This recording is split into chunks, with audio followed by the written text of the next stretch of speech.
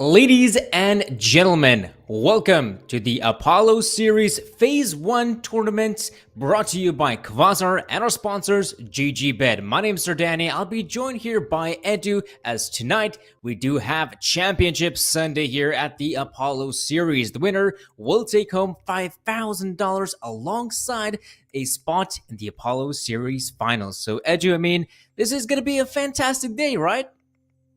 Oh, absolutely. Looking forward to this game, especially after watching yesterday over at the lower bracket finals, over at the upper bracket finals. It was a very intriguing game here. So I'm really excited to see what's going to happen between these two teams, as both of them have to get revenge on Aurora Youngblood for 2-0ing them in the semis and finals respectively. Of course, looking at this team overall, both of these teams did very strong. I have to shout out Rhyno. Their lower bracket run was insane. They dominated Unity, dominated Hotu, and possibly are about to do it to Dynamo Eklat as well. So this is going to be very interesting to see.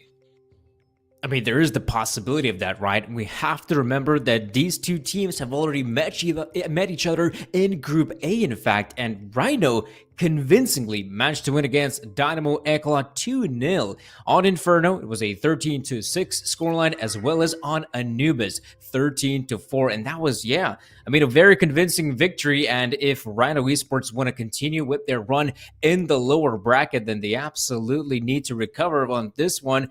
But yeah, as you can see here, folks, today it is going to be the first matchup of the day, Dynamo Eklat versus Rhyno Esports. And of course, the decider of this matchup will play against Aurora Youngbloods in the finals. So we do have some interesting CS coming right up. And before that, we can actually take a look at the veto. So I guess no surprises here. We should be seeing the permaban from Rhyno Esports, which is Mirage, and Dynamo Eklat. Well, they really don't like playing Vertigo whatsoever. So yeah, that is going to be a veto out of them. The big question is, what are some of the map picks that we might just see? Yeah, I really would be surprised if we didn't get to see an Overpass or Inferno. Obviously, Inferno is going to be Dynamo Eklat's not so favored pick, so Rhyno is actually going to pick it up first for us. But Dynamo will be locking in the CT start, which could be a pretty big one. But actually, Dynamo going with Nuke. This is something that I saw Rhyno very confident in yesterday. Dynamo, we didn't actually get to see them get to Nuke, but a ban of Overpass here for Rhyno does go a little hard right now. I actually really enjoy that, but finishing it up, they ban the Ancient, and then that decides us to be on Anubis for map number 3. So Inferno, Nuke, and Anubis is the maps I think are going to be very interesting. It should be, because a map like Nuke is really not that bad for the side of Rhyno Esports. This is also a map Dynamo Eklat are more than capable of playing. My one big caveat, I'd say, heading into this best-of-3 matchup is, in fact, the final map. Considering it is Anubis, it is a map that both teams tend to play, but the big problem is Dynamo Eklat have shown a high level of proficiency on that map, beating teams like Metasports, for example, and Metasports is no slouch in a map like Anubis. So if we do end up going to that third map, Rhyno is going to have to sweat. But before that here, folks, Inferno, it is a map which is definitely known for sweating quite a lot, as we do see a lot of these back and forth matchups, and this one should be no exception. Yeah, seeing Inferno yesterday for Rhyno's team, they had an insanely powerful team comp here, and they were even pulling out some pretty difficult plays to pop off with, and it was working for them. So looking at Rhyno starting on the T side, I'm very excited to see where they're going to be ending up on this round, but it looks like it will be a B push coming up right now. All the util flying and falling right in the way of Blitz, and right on top of Diter. So look at Diter though up top. That's going to be a double down. Look at Blitz cooking up with these dualies. Only one player remaining. It's a massacre now. With only one left, they get shot right through the smoke, and that's Dynamo Eklat taking it back with style. Oh, this was beautiful from Dynamo, and I think one thing we should be pointing out heading into this best-of-3 as well, Dynamo Eklat, you could say they already had kind of a warm-up. They already played an official game against Mouse NXT, a full-on best-of-3. They managed to secure the victory in a 2-0 fashion. So Dynamo, luckily for them, they've already warmed up, so they're going to be heading into this one, I'd say, pretty confident. However, This is, of course, Inferno, the map pick on the side of Rhyno, and I really love to see what can they come up with here, though. Probably not so much, considering it's just a simple eco round. Perhaps if you get a kill or two at a clock, that'd be fine in my book. Wow, and we are going to see a kill or two. It's going to be Kriaz and Forzy getting DDS and, of course, Renta. But look at that. Okay, Diner running it down with the MP9. That's a lot of damage to be dealt here. Crazy. Now, last player standing while Kriaz is looking and hunting for him. MBQQ, though, is going to find him on top of the barrel truck. And that's going to be Dynamo Eklot winning their second round. But it's, of course, eco frags, but not a single point of damage taken by Dynamo. Says a lot.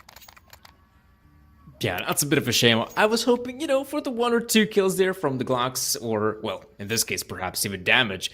But whatever, you don't secure the pistol round victory. You didn't really find much success with the full eco. Now it's time for the full-on investment. AK-47's up plenty here for Rhyno, and this is the first big round. DS moving in quickly with the AK-47. However, Dieter is even quicker, mops up the first player.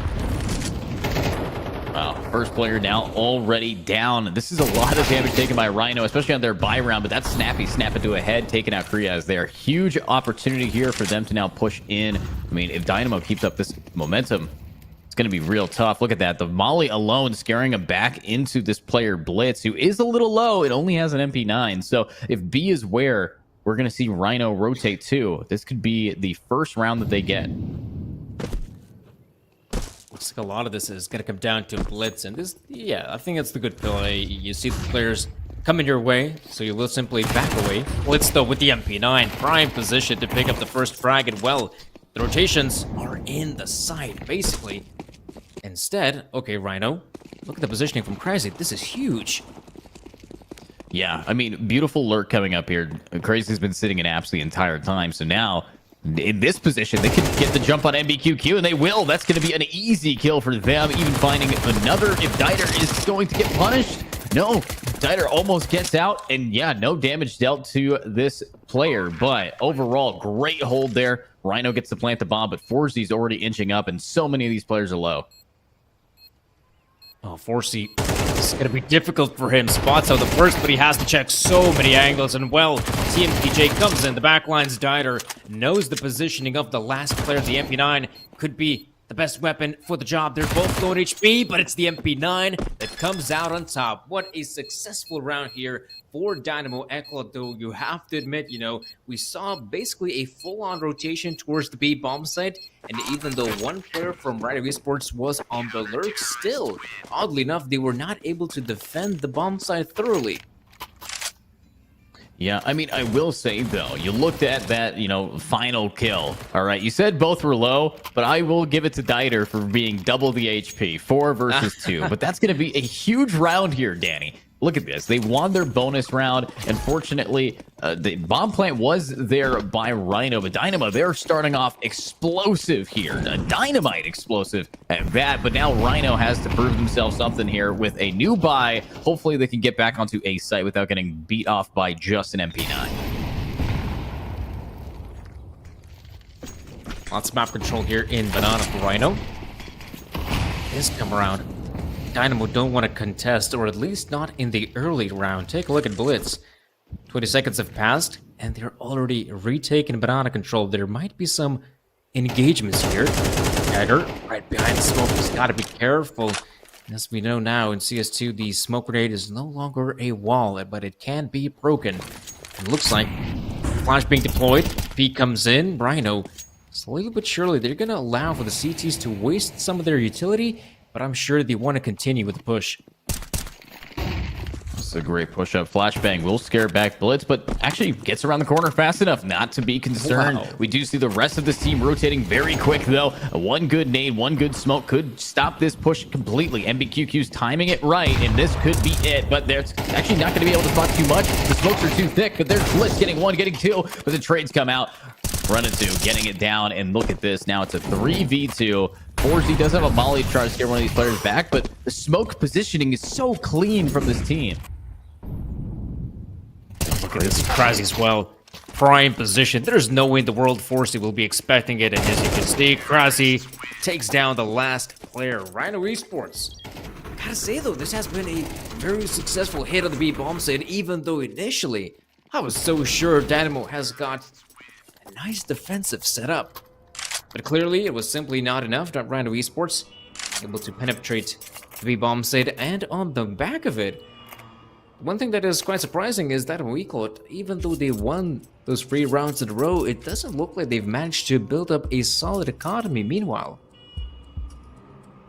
Yeah, I mean, you look at Dynamo, they were definitely, forcing up quite a bit early into this game to make sure that they always had a better weapon advantage over Rhyno. I think in all honesty, that previous round, they should not have invested so much. This is where you're going to be having Rhyno being able to buy out a lot. So being able to play economy, that's what makes momentum happen in a game like this. But now look at this. We're going to be seeing a decent push up from these teams. I want to see more from Dynamo's, non-snipers. Forzy not pulling out an op here, while Dieter can definitely afford to buy it. So, but honestly, Forzy has done some crazy things with the scout that I'm not ruling him out until I actually see him start missing shots. Fair enough. Let's remember, as well, the scout is a very nifty weapon to have on the CT side, especially if you're able to soften up some of those Ts. Imagine how much havoc you can cause by deploying, say, a Molotov in the late round. If your opponents are quite low on HP, and we're talking about 20, 30 points of health, running through the Molotov will absolutely decimate you. So yeah, the scout can be quite a handy little gun. Forzy, though, initially looking for the early tags, and as many tags he gets, that'll be a nice way to kick things off. But also, take a look at what's happening towards Banana. Blitz now, the lonesome player in that area of the map, and that control has forced Rhyno to abandon hope towards B. I mean, if Rhyno is going to be giving up their B push, that means that could actually work in their favor. They might be able to jump on a Forzy, scout only, but this crossfire is a lot of damage output. But look at Rhyno 2, who wants to now push up, and we still have the lurk actually coming around from that B site. And Blitz, though, this player alone has been the main just iron curtain stopping these players from being able to push in now. But the nades out, and BQQ takes a little bit of damage here from one, but Crazy's just making noise, making space. They're locking down 3 players here, while Blitz on the other side of the map is stuck on B site. And hopefully we can see Forzy rotate fast enough, because this is about to be executed. And look at Renato as well, still keeping the players at bay on the A bomb side, just in case. So this is going to work out really well for Rhyno. Look at the push coming in. They eliminate Blitz so quickly. And that means the defense has fallen. So if you're Dynamo and you have 4 players outside of B, you absolutely need to save. And you'd love to see it. That was a nice little round there for Rhyno Esports. We saw, of course, the B push. That was where all the magic took place. But it's also important to note Renato, his positioning in the apartments was the main reason why Dynamo Eclod did not have the rotation quick enough towards B. Because of the player position in the apartments, he could have very easily taken it out. Let's say a player who was rotating from the A bomb side towards B. Not alone, but also perhaps even a second guy. So yeah, Dynamo Eclod will have to save their weapons and potentially still cause some damage in the upcoming round. Yeah, what a great round here for Rhyno, though. Saving everybody still alive. The only damage they took was from the bomb going off. So, beautifully played. And now you look at Dynamo, who, yes, that last round was an eco round, but they actually get to walk away with not too many losses. Yes, Blitz did fall, but the rest of their team was able to save a decent amount. So, as we can expect in Inferno, when you know it's best to save, it will always opt to save. And still though, even though Blitz might be just with the only grenade, in fact, on his belt, the Molotov, I'm still sure he can be a very impactful player. Even though with that USP, it's all going to come down to maintaining that Molotov for as long as he can. But look at Nubik, still looking for some opportunities. It would be a nice way to kick things off for Dynamo, and perhaps this is the round Rhyno will not expect the player in the apartments. Look at the tag team. Forzy deals the damage. Now it's time for Nubik to jump in position. However, the players are long gone. He needs to move in quick. Oh, this is an execute of an execute, but I don't think MBQQ is going to get there in time. Well, actually, yes, gets one, but if you swing, you're going to get punished. That's going to be crazy. Getting a clean headshot down with all of the trades. We're going to see another save. Unfortunately, Dynamo, they still don't have enough to invest into this. mean, that's also the nature of Inferno, right? You end up losing, say, in this case, the A-bomb side. And even though you still have 3 players alive, but going for the retake, say, in a 4v3 such as this, it's suicide. So absolutely, if you're Dynamo Eclot, maintaining the weapons makes a lot of sense. And of course, once this round will be over, we will see another reinvestment from Dynamo. But in the meantime, Rhyno Esports has managed to successfully even up the scoreline 3-3. Wow. I mean, beautifully played, but now with a 3-3 scoreline, Dynamo, they've realized, okay, we've saved 2 rounds in a row now. What can we buy? And Forzy is actually going to get dropped the gun by his teammate here. But this is your opper. This guy has not been able to come online yet for quite some time. And we've seen, the last time me and you cast together, Danny, we saw what Forzy could do with that op. They 2-0'd the last time we watched them. So I need to see Forzy getting their, grip on the economy. Dynamo definitely needs to fix their money problems. But look at this. Blitz playing very aggro for the first time today. Blitz and Co, in fact. 2-man setup down Banana. Of course, you don't want to keep both players there for a long time. Oh, okay there, Renato. He's been a very proficient player at opening rounds for Rhyno, not only in this map, but also in the previous series as well. And with that opening frag, looks like Rhyno will maintain the pace. Entering the A-bomb side seems of top priority. And look at the DS Prime position. Oh, what just happened on A? We see kills coming left and right, but now we know Lonesome Nubic remains, and if you're Rhyno, you absolutely want to book it towards B. Yeah, and they're going to be running fast. I mean, Rhyno just has had the opportunity to take over a site so efficiently, and that 2-man setup turned out to be a little bit more than they could chew. But look at MBQQ. That's a dead player, and that's going to be another round for Rhyno from a 3-0 in the advantage of Dynamo all the way to now a lead for Rhyno. 4 in a row rounds. This is exactly what this team needs, and now we actually get to see a timeout getting called. But you look at this round, you look at how it was played out, and if it wasn't for MBQQ getting some kills, I mean, Rhyno would have done that flawlessly. Yeah, it would have been a flawless round for them, but also imagine a world in which Diaz is not positioned there towards lower Banana. Suddenly, you might think, okay, the retake is absolutely doable. Nubic does his job towards the A-bomb side, then you have the backup coming in from middle. That could have been a doable round, but yeah, I mean, Dynamo Eclot. Last way to kick things off on Inferno, picking up those early rounds, but right now, Rhyno in the driving seat.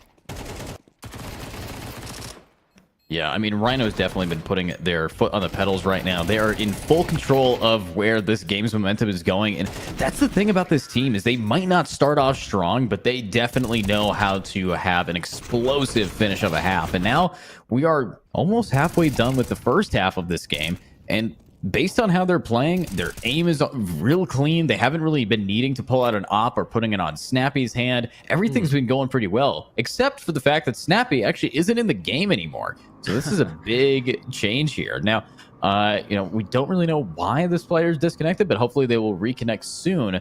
Overall, though, stats are looking pretty clean from this team as well. I mean, everybody across the board is pretty even, except for Snappy, who's 1-6, but the rest of them all are doing their fair share of damage. Yeah, and for me, one of the standout players, I'd say, on the side of Rhyno is, in fact, Renato. I mean, he's the guy in a lot of scenarios opening up the rounds. He's your entry fragger, and not only that, he's quite, I don't know, it's in that sense reminiscent to me a little bit like Freiburg, because he is a player that is capable of just running up, say, here, on Inferno, middle, no flashbangs, no supportive element, and he can just run up there and secure yourself the frag. And not only that, he still has the confidence to continue on, going for further pushes, and maybe even securing the bomb site by his lonesome. So that is absolutely a great player to have, especially who is capable of playing this very confident style of CS. Yeah, I mean, there is confidence here, but look at Snappy. We talked about that op being not brought out yet, and now on round 8, we see the first op in the hands of Snappy here. But look at Blitz, only with the 5-7, only with no head on your shoulders. What a double dink through the corner there from Didi, and that's going to be huge. But now Kriaz wants to find more openings for this team, but you look at this, and they're only up to MP9's pistols and TMK. Not able to really finish off what they started, but still, they know that this site is stacked. A is clear, and they can read it. Look at this. 1, 2, right through the smoke. Didi's just continuing it. A road to an ace, possibly. Oh, that does go down eventually, but yeah, I mean, a bit of a lackluster push there from Dynamo. Not really sure what they were hoping for, but either way, Rhyno Esports are reading this one really well. They are more than aware that the last players seem to be playing towards that B bomb site, so instead of, well, brute forcing their way into the site, they have chosen to take the detour and enter A. So Team KJ punches in the digits, and Renato still looking for those, last 2 frags. I mean, get those weapons out of the hands of Dynamo, and suddenly their purchase for the next round is looking just a little bit weaker. Yeah, not exactly ideal here, but here's the sad part. Dynamo has spent most of this half now trying to build up their economy again, and this is what they're having to go with. They're having to save, but what a shot. Forzy able to punish for being a little bit too aggro there. TMK flashing not only Forzy, but also his teammate to look away. Not ideal, but they still want to stick around. I mean, this is so aggro, and I can understand it. Rhyno is up quite a bit in the money department. Some of these players have 3 of them have over 10,000 credits to spend. Yeah, I mean, lots of cash for Rhyno, and consider this as well. The first half is already coming to a close at this point. 3 more rounds will actually make that 4 more rounds to be played out. At worst case scenario, even if Rhyno end up losing just a couple of rounds, they'll have plenty of cash to reinvest with. And here, Rhyno, maybe on the back of that money, they might consider going for some faster plays. Look at this. Fast play there from Snappy, already in the face with the AWP against Blitz. And with them losing the first player, Forzy will have to be very safe about it. He knows there's a bunch of players down in Banana, but instead of calling for backup, he will leave his angle for the time being, or in fact will reaggress. That's crazy for Forzy. Wow. I mean, this is what we've been wanting to see from Forzy all day so far. It's just pulling out this op. We know this player is insane with it, and there's a bomb down. What a shot. Keep it up, Forzy. I mean, this is why you are the opper for this team of Dynamo. But this Academy team needs to learn a little bit more because they will still be pursued. The bomb picked up, but look at this. You look over on the other side of the map. That's crazy doing what they do, making space for their team for an easy rotate. And Korea is giving it up there. Might allow for a full rotate, but it's actually an MP9 about to find 2. A great position, Snappy. Is he going to be aware of it? I don't think so. Look at the player. Oh, he just walks into his crosshair. That's perfect. Krasi as well secures the frag on Nubik. And Lonesome Diner remains in library. He will have the backup of Forzy, but let's be real. Once again, it's a retake on the A bomb site, and Krasi reaggresses. There's no way in the world Diner could have expected a play like that. So yeah, Forzy, frustration, moving his mouse left and right. He knows that could have been Dynamo's round. He played that one so well on the B bomb site, but it's once again the A bomb site crumbles under the lurk of Rhyno Esports. Oh, I mean, if anybody's going to be good at getting these exit frags, it's going to be Forzy. But is Forzy paying attention to the fact that he will be getting flanked by the end of this round here? Looks like he does have enough time. Should be repositioning, but nope, we do not see Rhyno over-aggressing here. But Forzy, yes, you're right, absolutely. A little bit mental check there. I mean, lots of damage being dealt by Forzy, and yet they still lose the round. All 3 kills of that Rhyno experience was this opper. So you look at how they are playing overall, and it's just, I don't know, it impacts the mentality here, and that's going to definitely be rippled into not only the rest of this game, but maybe even our next game. I mean, there is the possibility of it. Dynamo Eclot, like I said, playing this matchup on the back of their victory against Mouse NXT, and, initially here on Inferno, they did look very solid, but as the half has progressed, it looks like Dynamo are starting to struggle here with every single CT round they play. However, this could be the difference maker on the A bomb site. It's Nubik once again with the 2. Stops the push in middle by his Lonesome Kreas, though, from Pits. Will frag him. Oh, does run out of bullets. This is getting a little bit awkward. Kreas will finally eliminate the player and the last guy as well. So a triple there for Kreas, and finally a properly good round for Dynamo.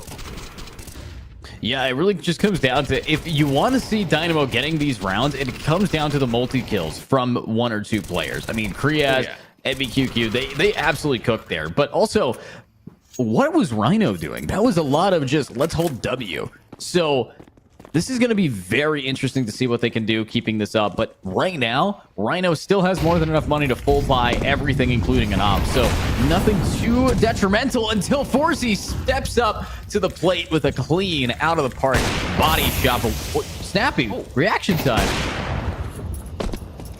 Yeah, it looks like he just simply wasn't aware of someone going for such a ballsy peek, though Ronaldo, again, this is the one player that can still open up the round for Rhyno. Just let him stay here, out there in Boiler. Give him some time and he'll find you the frag. Meanwhile, though, Ronaldo is working up towards the A-bomb side. You can see some players down here in Banana 4C. Ooh, that's a dangerous game. You spotted the player through the flames, but once it's faded, looks like, oh, the player will reaggress. 4C, nice pickup. Should be backing away at this point. It's getting quite dangerous for him to stay alone in Banana. Ooh, but Forsey knows how to be able to be good for at least one here, but this position does not let you back out if you're too late on the draw. What a flick, though! Oh my god, it gets two! What? Forsey, absolutely clean with it, but look at this. Check your sight. Snappy, getting now aggressive with 30 seconds remaining, has to now cut this team in half. Actually, we'll keep going over the no-scope right through the railing. Oh my god, it's these oppers that are showing up their skills. Now with one on site, Kriaz should not lose this. I don't, absolutely no.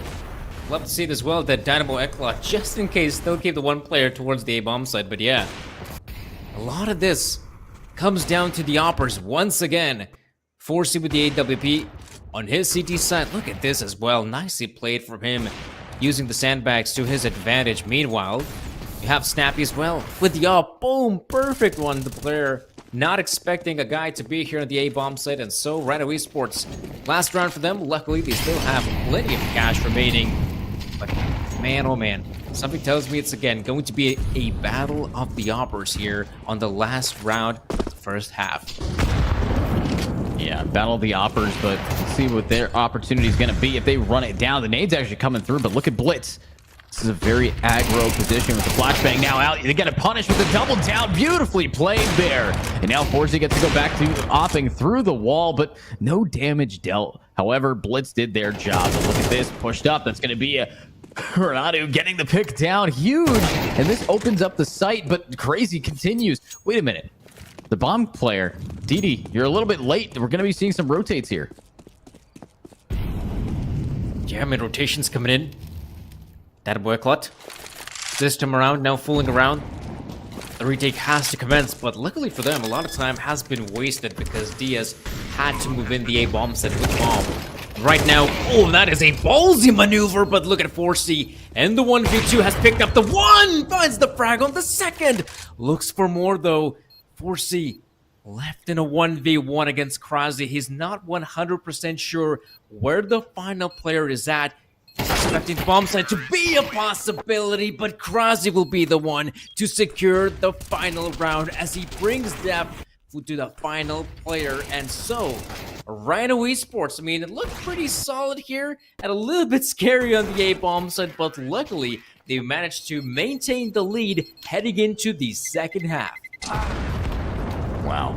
I mean, Rhyno definitely had a big comeback there after round 4 onwards. However, Dynamo started to pick up the pace. 7-5 half is not terrible. In a lot of people's opinions, 7-5 is kind of when you see two teams that know their stuff and you're on a map that's a little bit sighted. This is a T-sided map, in my opinion, as CTs are forced to save. It's really tough to build up economy. And now you look into this next round where this time Rhyno's going to be on the CT side. So this could be very back and forth to the point where we could see a potential overtime. The last time we actually saw people playing on Inferno, it was a 13-11 scoreline, so very close for this team of Rhyno.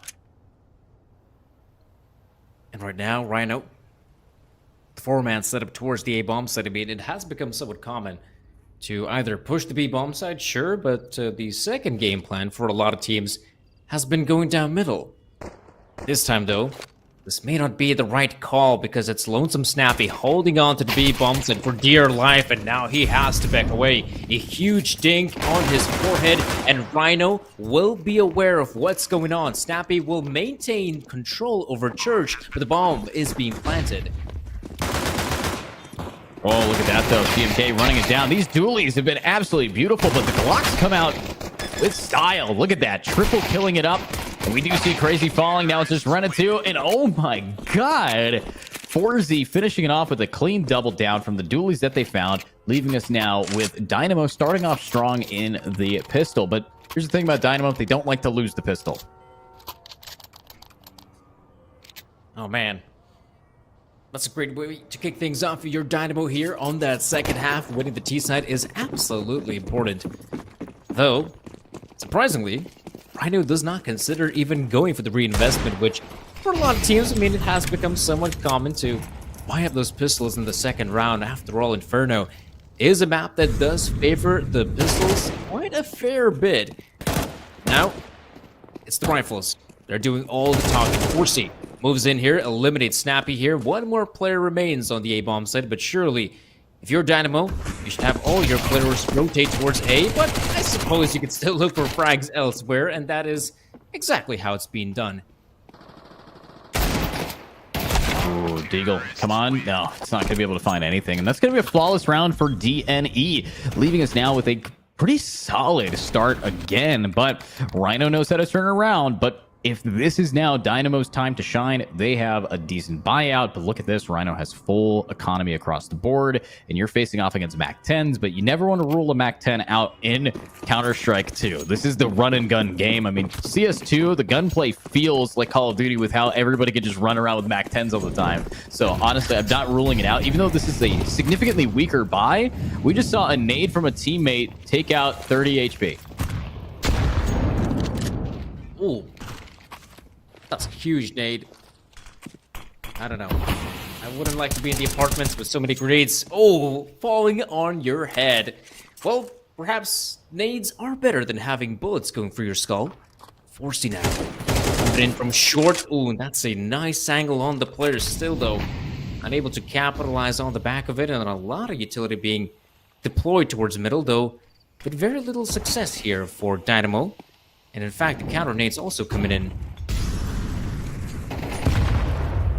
See it. A little bit of a push up here. Flashbang now flying out, but it's not going to really connect to any opportunity here for Dynamo. They're actually completely forced back. Those nades just doing too much damage early on. We saw some trades coming out. But what is the plan? Obviously, they're going to want to try to bait out someone to get over aggressive. And you look over at a perfect candidate, DD. But look at that. Korea is grabbing Snappy. Huge pickup from them. But we're going to have to see a fast rotate over to the B side, as that's where everybody is starting to put their eggs and starting to run down. Diaz still holds the line, picks up the one, the second, almost the third guy as well. Ooh, all right there, Dieter. Last way to kick things off. Team KJ though, oh, the boost, this is huge. Renato finds the player there. No bomb plan for Dynamo, which means the round has basically ending right in front of us. Kriaz though with a MAC-10 tries to run down the player Kriaz, but yeah, no way in the world that's happening.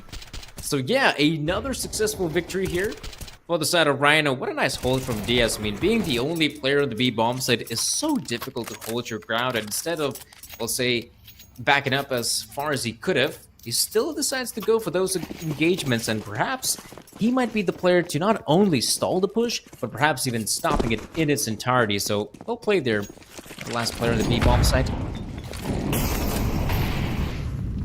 See it.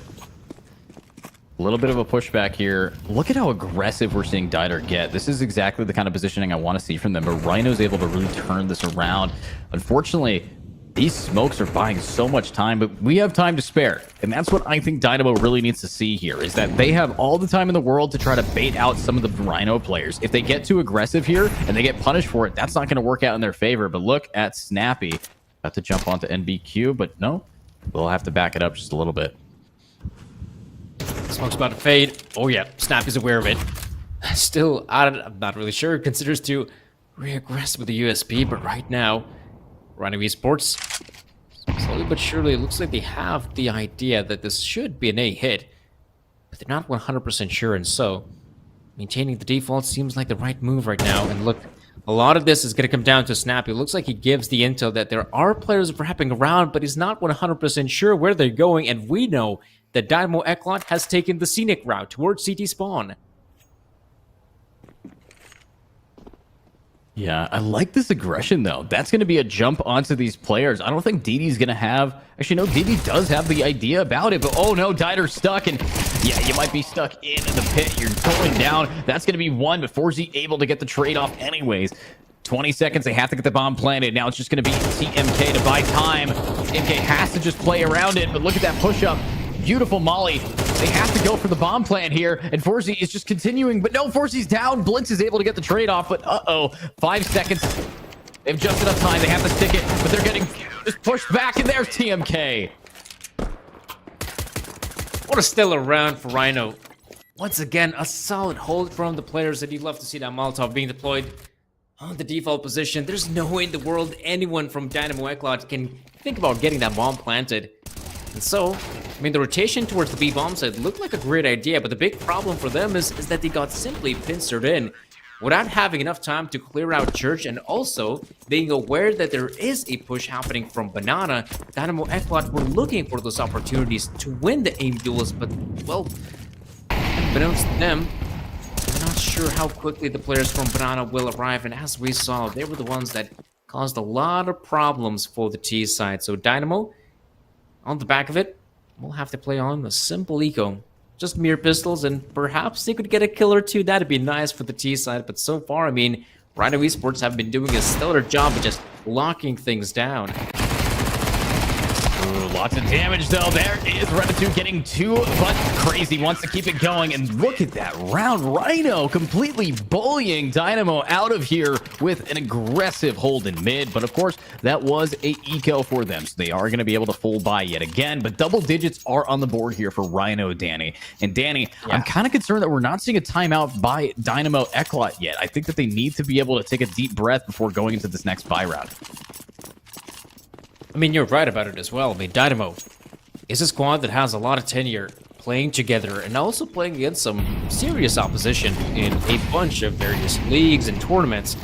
But it is surprising to see that they're not considering the timeouts. Oh my goodness, Snappy, what a prime position to be in still, though. Is checked there by Nubik, and look at the positioning of Dieter. Razi moves in with the MP9, spots out both players, but now he can't back away. Dieter is just at the ready, and you can see that how quickly Rhyno Esports have lost their two players who have gone for the aggressive plays, and now they basically have nothing. I say that, though. At least one good frag works out for Renato.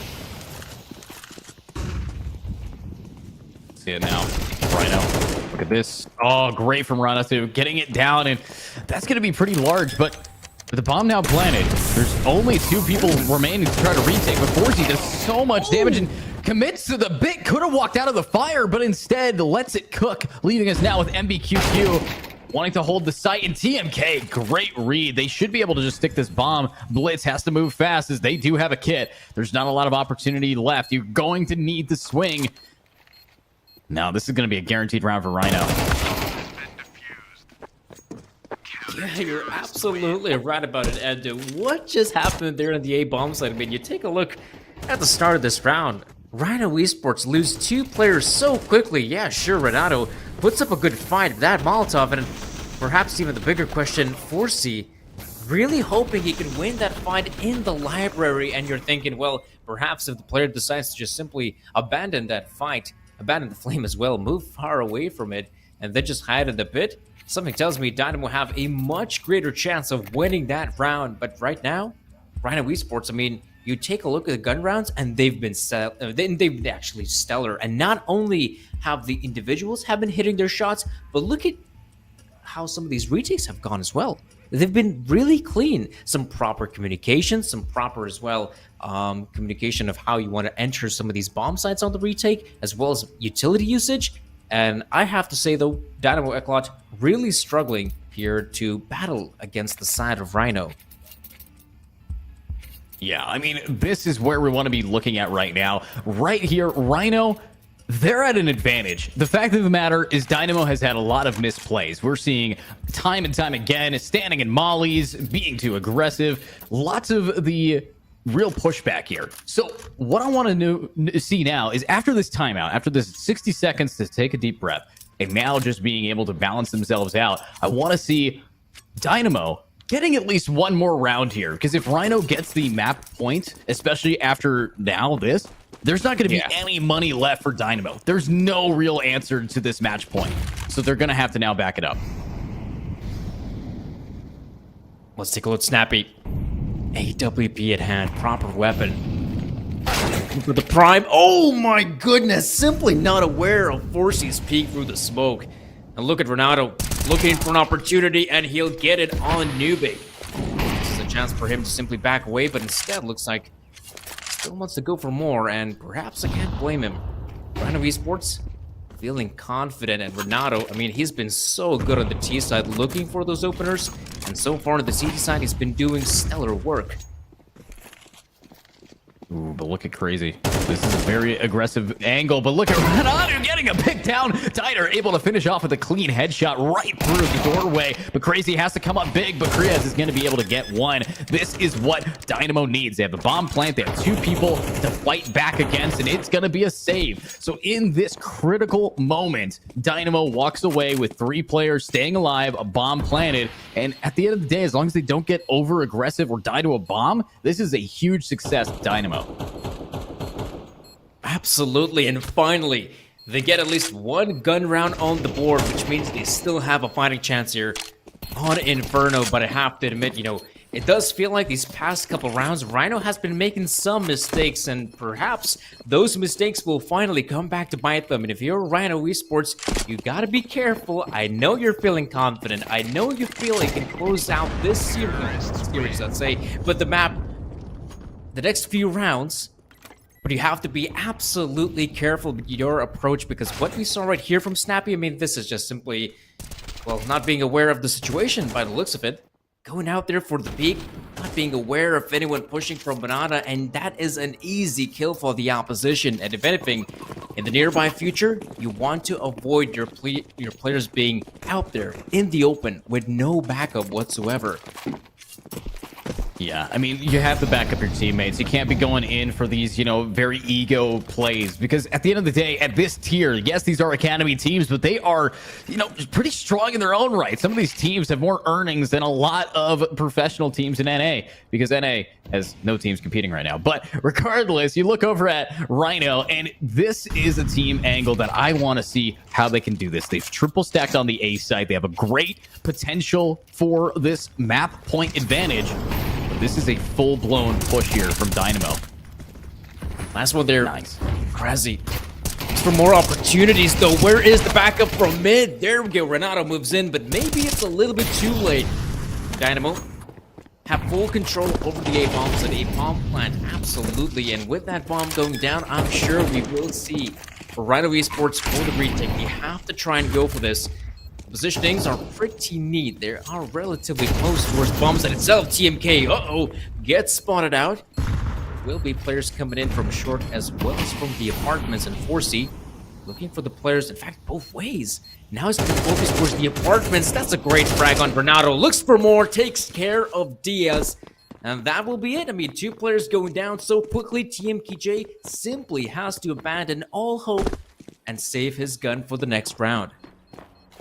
I mean, it's a great gun to save. Not only are they walking away with head armor, diffuse kit, but an AK. That's something you don't get to buy on the CT side, so they're ecstatic about this. And now Dynamo, ecstatic that they're getting closer and closer to double digits. If they manage to get to 10 with Rhyno not able to buy, especially knowing, look at their money. They're broke right now here, Danny. This is perfect for a chance at a comeback and maybe reversing it in the very end. But I mean, you kind of feel bad for Crazy in that position. Their teammate wasn't timed enough to push out, and then you just have Forcey doubling it up. I mean, all of the dominoes are falling into place perfectly. Oh man, this is getting close. Kriaz, oh, that's a ballsy maneuver from Kriaz. Perfect way to kick things off if you're Dynamo, though. But take a look at this. I mean, Rhyno Esports, it's not like they have a proper investment heading into this round, and the damage has been dealt. Nubik and Kriaz barely alive in this round. And I'm sorry to say that, but we also have a huge flank coming in from Crazy, and if they're not simply aware of this push being a possibility, something tells me Dynamo may not have the easiest victory here. Yeah, it's not ideal, but one thing that I do see is DD with a Deagle, and that's triple D's about to be able to do some damage. Come on, Chris, he can get punished. There's one. that's it. I mean, that's all that you really need to do at this stage. But Diner getting a clean shot through the smoke is massive. But look at Crazy's positioning. There goes the bomb. It's planted, unfortunately. But look at Crazy wanting to keep up this momentum. This is not a save. This is an aggro. And this is something that I need to see from Crazy. And Crazy, can you go crazy with it? Can you take your time? Oh, no. So close. Oh, the double peek, man. You have to admit, Dynamo played that one really well. They know there's only one guy remaining, so come on. Let's go for the double peek. 1, 2, 3, boom. We peek out, we take care of him. And yeah, mate, Dynamo. 10 rounds here on the T side still. It is Rhyno Esports who are on the cusp of victory, but 2 rounds to be picked up. Looks like a pretty easy feat, but as we can see, Dynamo bouncing back here on the T side, finally looking just a little bit more comfortable with the rifles at play. Blitz though, oh, look at the fast pace there from Blitz. Moves in though, where's the backup? Snappy will have to change his guns, and Snappy with the USPS, and also Renato with the backup. Oh boy, mighty have fallen. I mean, beautifully played. Absolutely clean job from them. Snappy alone being able to really just put in the work. And now we're looking at Dynamo wanting to lock this in with only 1 player left. Forzy needing to prevent a match point advantage to Rhyno. You're in a 1v5. This is going to be a forced save here. I don't think that there's anything that they can really do besides trying to get rid of some guns, but even that is risky. He does have the money to make it worth it, though. So with no bomb, he's on the hunt and almost gets DD there. Speak. Come on, he's going for more, though. Doesn't want to give up that easily, but I mean, you got 3 players just seeing you with their cross here, and take a look at the scoreline. 12-10. Rhyno Esports, just the one measly round they're gonna pick up. That's gonna be the end here for Inferno, which means the second map of the best of 3 will in fact be Nuke, and that is the map pick of Dynamo. But Rhyno Esports, no slouches in a map like Nuke. They are comfortable with playing that map, and I think throughout the entirety of the Appolo series, they have perhaps picked Nuke 3 or even 4 times. So clearly, they're a team that know and are capable of playing the map of Nuke. So if you're Dynamo, don't expect an easy win. Speaking of which, though, what is this maneuver from Snappy? Oh man, that's a ballsy move, but once again, Rhyno Esports being punished for their aggression.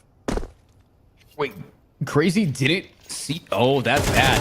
Look at this, though. It's going to be an opening pick, and the bomb flies right to his feet. This is a perfect position for the CT. This is where Crazy has to hold it down, but with 2 players here, Renato has to hold down the left-hand side, has to hold down every other angle. This is all about this hallway play. A flashbang is going to come through, and it's perfect, but look at Diner. Doesn't care if he can't see. He's going to get the kill anyways, but they're still aggressive, and that's the round. Dynamo, Eklot does not secure map 1. Rhyno will prove themselves on their map pick. What a great start to our finals day today.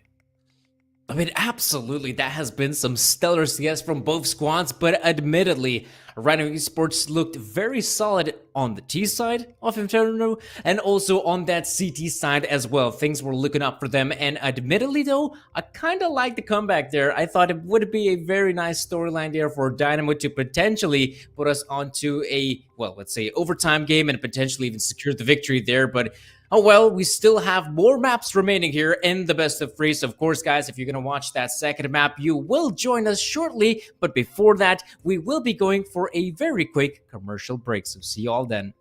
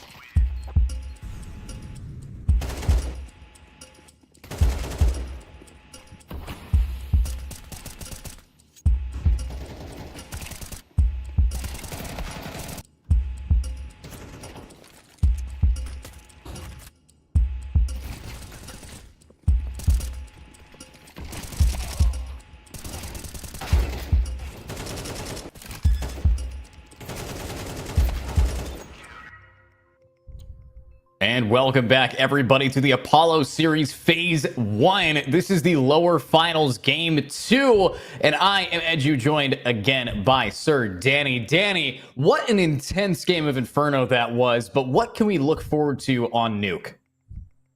I mean, yeah, you're absolutely right about it. The first map was indeed very competitive between two teams, but yeah, heading into that second map, I mean, it's important to note that even though it is the map pick there of Dynamo Eclot, fact of the matter is, it is actually a pretty decent map for the side of Rhyno Esports, because throughout the entirety of the Apollo Series Phase 1, there have been a lot of games in which it was in fact Rhyno Esports that decided, okay, you know what, we're going to be picking Nuke against this opposition, that opposition.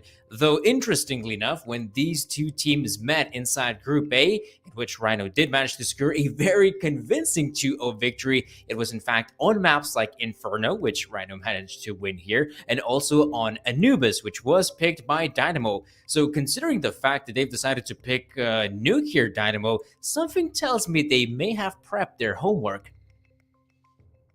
Yeah, I would hope that they've studied enough about this map, as Nuke is one of those, I would say, wild card in the current map pool for a lot of teams. It's not your go-to map for most teams, but the teams that do have it up their sleeve usually have insane reactions to how different strats are played out. So I'm really excited to see what this team of Dynamo does to maybe get us to our decider of Anubis. Anubis is, in my opinion, Dynamo Eclot's strongest map. However, Anubis is also where they got dominated and defeated in that upper final against Aurora Youngblood. So, you know, it's a little bit of a hit or miss. Right now, Rhyno is favored if you just look at them on paper. They're a team that came in very strong in the group stage, dominated in the lower bracket here at the playoffs. So if you were to look at this on paper and say, okay, which team is statistically more likely to take it, you are going to be favoring Rhyno right now. But that's my biased opinion. However, let's get into some of this gameplay. No bias from our casting, as I'm really excited to see exactly which of these two teams is going to be a standout at the end of it.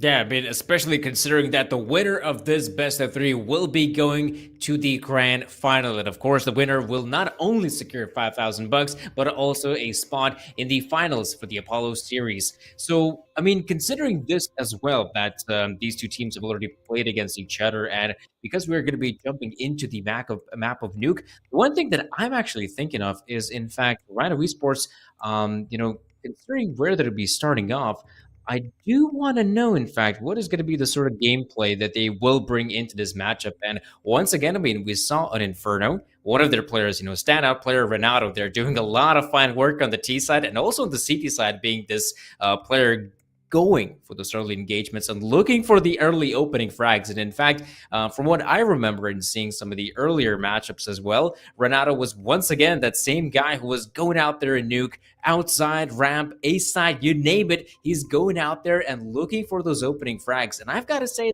to me, it does feel like Renato is the sort of individual for Rhyno Esports who is capable of, I don't know, kind of making or breaking their team, right? Because if you do have a player like that who's constantly going for those, early engagements, looking for the opening frags, if he is capable of securing that, I mean, that's great. I mean, thumbs up, that's perfect for the team. But if you end up failing, well, suddenly your team has a horrendous disadvantage, and suddenly for them to play a 4v5 becomes that much more difficult, whether it be the T side or the CD side. Yeah, and you highlighted one player in particular, and I agree. Renato is a great gamer, but let's talk about Forzy. That showcase on Inferno, a lot of questionable plays. Standing in mollies, swinging through and fighting until they died when they didn't really have to. Forzy has been overheating, literally in flames, a lot of times right now. So if we want to see Dynamo Eclot really come back into their own, if you're Forzy, take a deep breath. You're going to want to get back into this game here with some style, without that overheating and without getting punished as often as he was. Take a look at this, though. The setup here from Dynamo Eclot, it does feel like I'm going to try to go towards outside. The DS, it's going to use the smoke to his advantage. However, forget about it. Nubik moves in with the Glock, picks up the first, and look at the other guys. 4Z, Blitz, all picking up a kill apiece. Let's see it then. A little bit of a pushback here for these teams as we have Crazy almost getting the one tap, but instead, wait, what?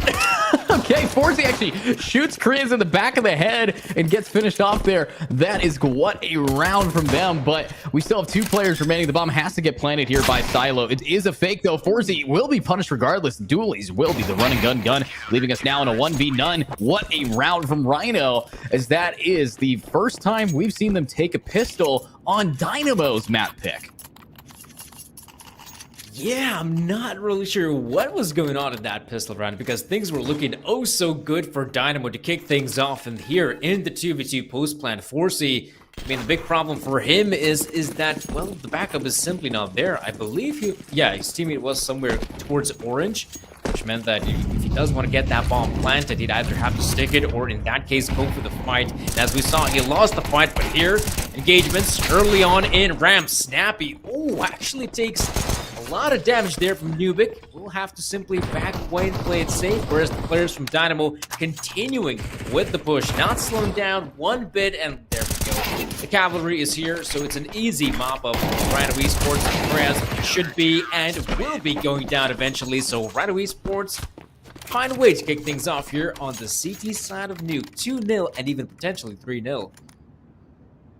Yeah, I mean, great gameplay. I will hand it to him. Right now, Dynamo, obviously, the last round, they didn't have the best buys. Actually, they did force a little bit. So, you know, not ideal to see them only being able to take out one of Rhyno's members. But you take a look at some of these stats. Dynamo is favored out of the entire best of 3 right now over by our sponsor GG Bet. So when the odds are in their favor, let's see that gameplay though. Snappy! Oh my god! Just got a triple kill before finally getting shut down. That doesn't favor the odds right here. And that's going to be a massive triple and a lot of money for Snappy. Well, Blitz and Nubik. Okay there, Blitz. The Deagle, yeah, it's a powerful pistol. 50 cal bullet. Can pierce a tank, can definitely pierce your skull. Renato, M4A1S in hand, looking for that opportunity here, but Nubik actually picks it up as well. Suddenly, what should have been an easy round for Rhyno becomes a little bit more tense because Nubik picks up one more frag, and it's all up to Lonesome Krasi. Remember, there are 2 more players to find, and even though they are low on HP, Krasi, oh, that's perfect, sees the silencer sticking out.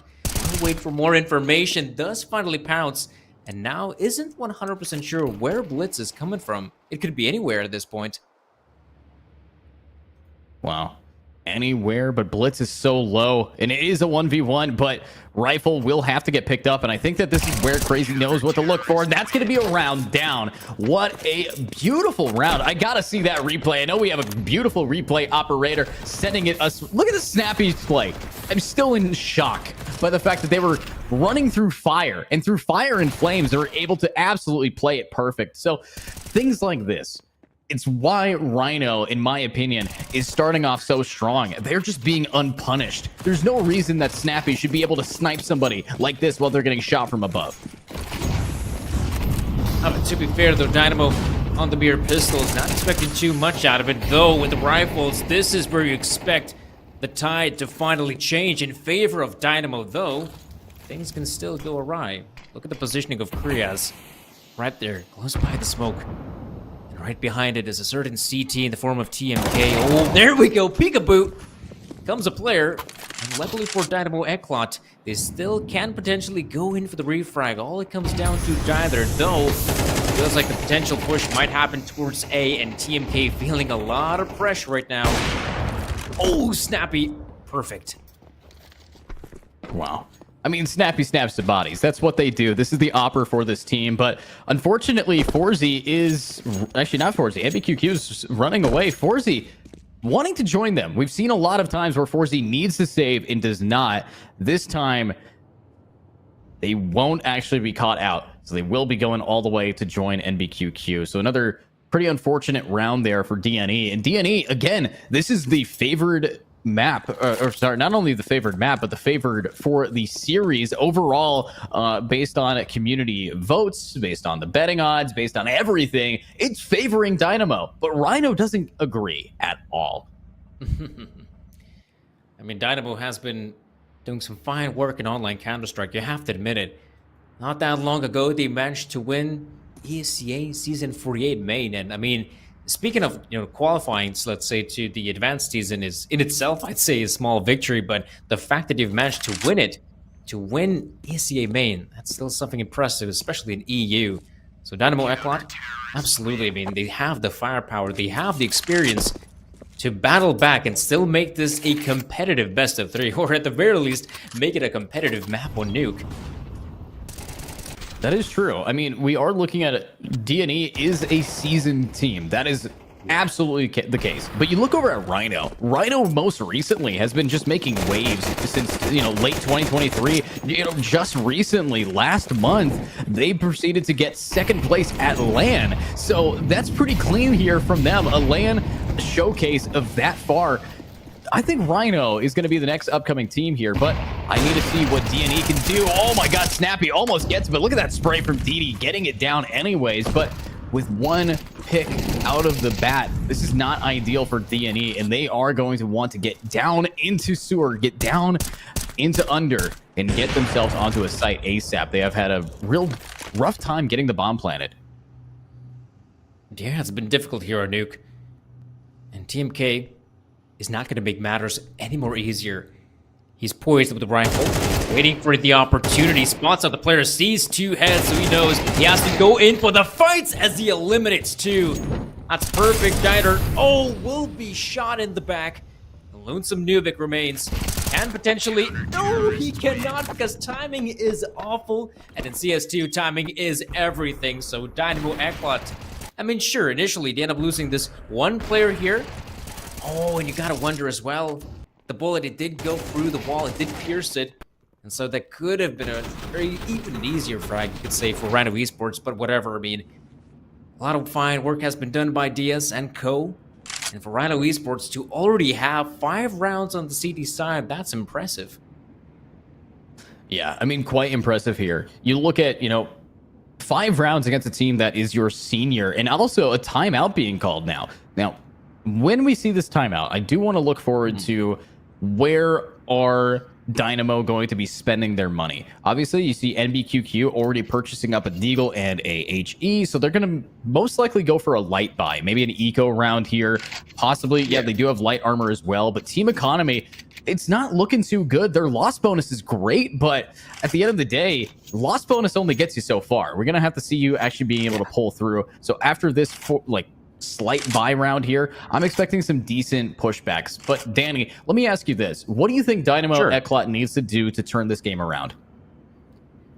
The one thing I want to see from them is actually some more confidence with their outside plays, because we have seen some individuals, say, potentially moving out there towards Mini, towards Garage. Sure, fair enough. You can try and go for it, but my big problem is that why have just the one guy? Wanted to have a 2-man setup, have some sort of backup in mind. And together, you might have more success, say, clearing out Mini, clearing out Garage, and from there on out, going down Secret becomes a lot more easier. And also, as well, I mean, we saw the triple man, I think, yeah, it was in fact 3 players from Dynamo that went down Secret, and you're thinking, okay, this should be a prime setup, you can have your players use some of that utility on the entrance, but instead, in that case, we saw Diaz, being stuck in a pretty awkward position. So basically what you got to do if you're Dynamo, throw down your Molotov, throw down that flashbang, force the player out of position, and we simply didn't see that out of Dynamo. So the one thing I want to see from them is perhaps also some more, or at least better, utility usage. Yeah, I mean, I agree. Utility is key in Counter-Strike 2, especially with the new smoke mechanics, the way mollies and HEs interact. I want to see the most out of this. And obviously, look at this angle. Oh, what a high ground. MBQQ will be dropped all the way down to 37 HP, but this is a Tech 9 rush. I'm surprised that they didn't go through ramp right now, especially as ramp is relatively empty. Only one player there to try to hold down Crazy. But again, they are just sitting in lobby. They're waiting for someone to swing against them. Yeah, you can see that Dynamo is simply taking their sweet time, contemplating, thinking about perhaps the meaning of Nuke would be the best way to approach. But in this case, it's going to come down to acting as well. Crazy spots out a few players coming in. Diaz there moves in. Oh, sweeps of 3 players. Nicely done. Crazy's there to help him out, and Snappy chimes in as well. What a perfect little round here for Rhyno Esports. I say that though, 4C wins the fight with the Tech 9. Suddenly has a chance in a round like this. The Renato, perfect positioning, perfect timing, and 4C will try to challenge him. Alrighty then. The M4 is a powerful little gun, and 4C, well, will be going down eventually. So Rhyno Esports, it does feel like Dynamo Eclot has made the most out of their pistols. You know, they make these rounds, well, let's just say that much more interesting. But the one thing that has been a little bit frustrating for me is that we're not seeing the same level of success on the gun rounds. You're right. I mean, buy rounds are critical here, especially when you're already technically at a 1/2 for Rhyno. Rhyno has gotten to 6. All right, it's first to 12 now. So, you know, 12 rounds in, this is not going to be ideal. But look at 4Z. This is an op. This is something that we've known 4Z to bring out when this team needs a comeback. And now, if 4Z could just find that opening, they're going to be okay. But they will. 4Z grabs Snappy, but Rhyno grabs NBQQ. And this is the opening that they need. But the fire will slow them down right in their tracks. And the double here for Rena.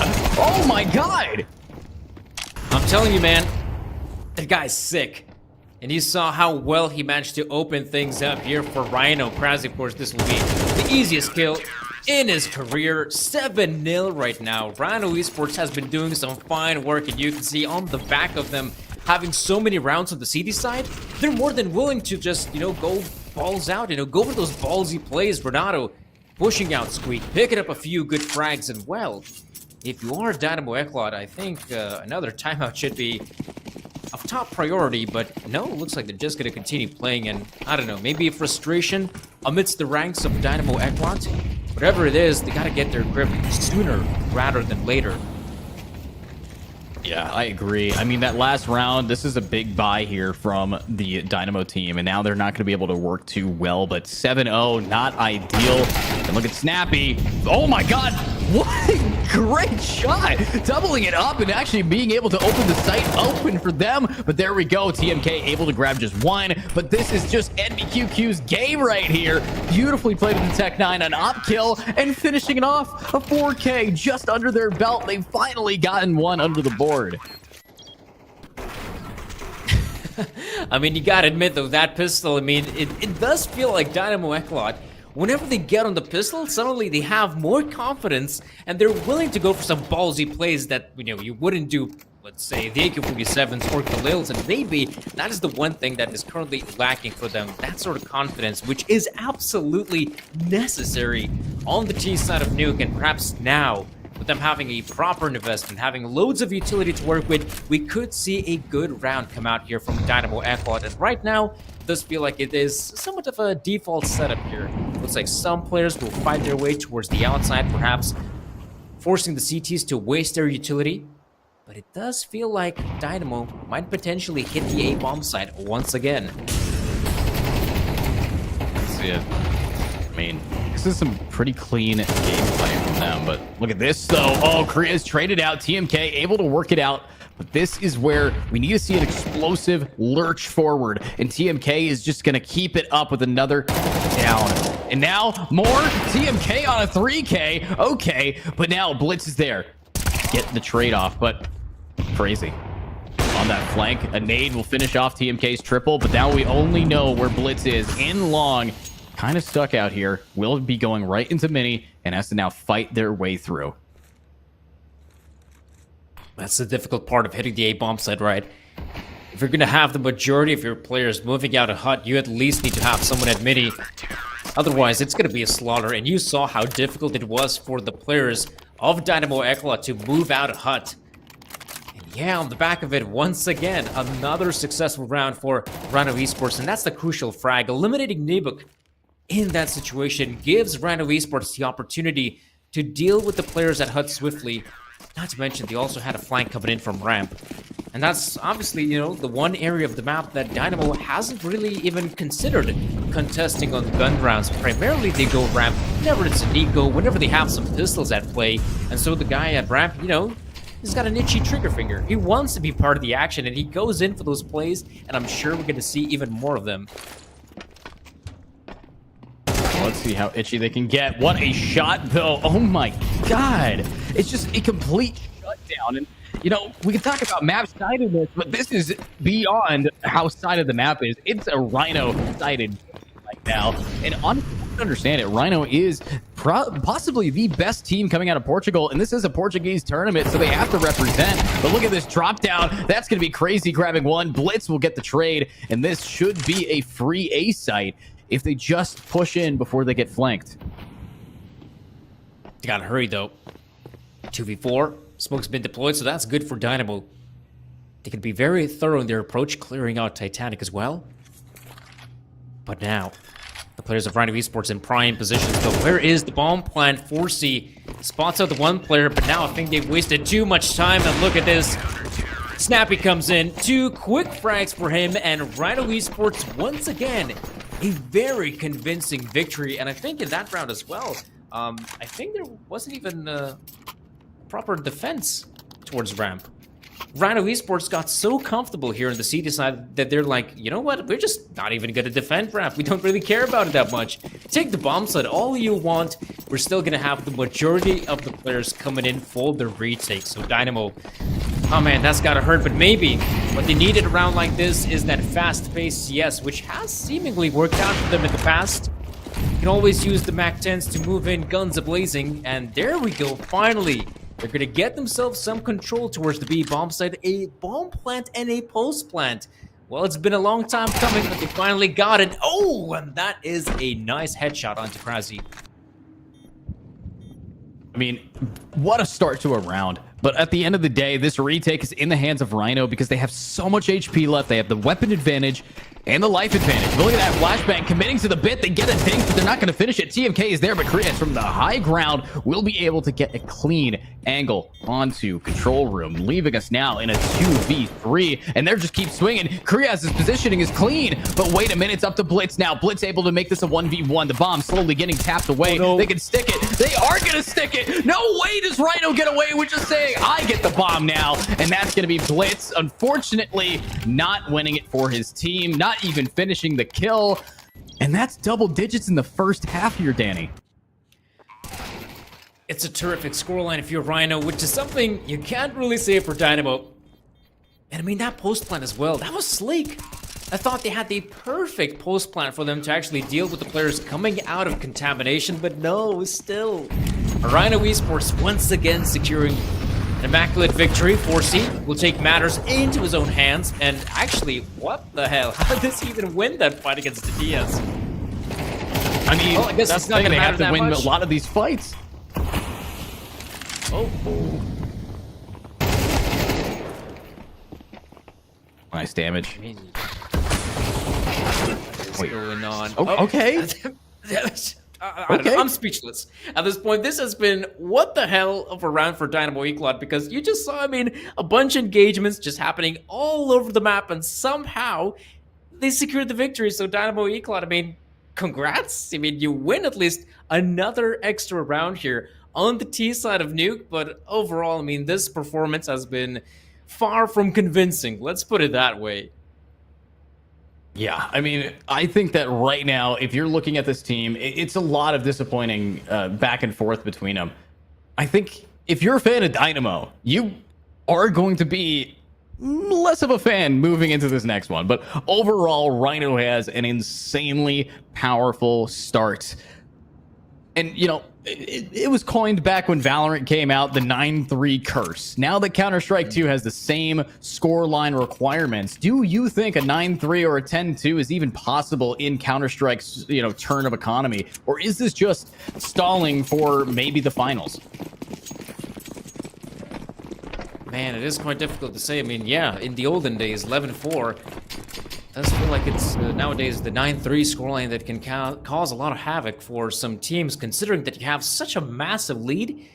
The problem is that you might underestimate your opponents, and that's something Dynamo Eclot do not want to continue doing so on the CT side as well. But look, a fast play towards the A bomb site. So far, so good for Rhyno, opening things up, and Dynamo need to be swift on the retake. In fact, maybe they can even stop the bomb from being planted. 4C, oh no, he goes down, which leaves it all up to Lonesome Kreas, though it's a 2v1, so Kreas still got a chance, though, perhaps might be able to make this one work. If you're Rhyno, I'm not sure if you even want to go for these engagements. All you want to do is recover the bomb and get the hell out of here.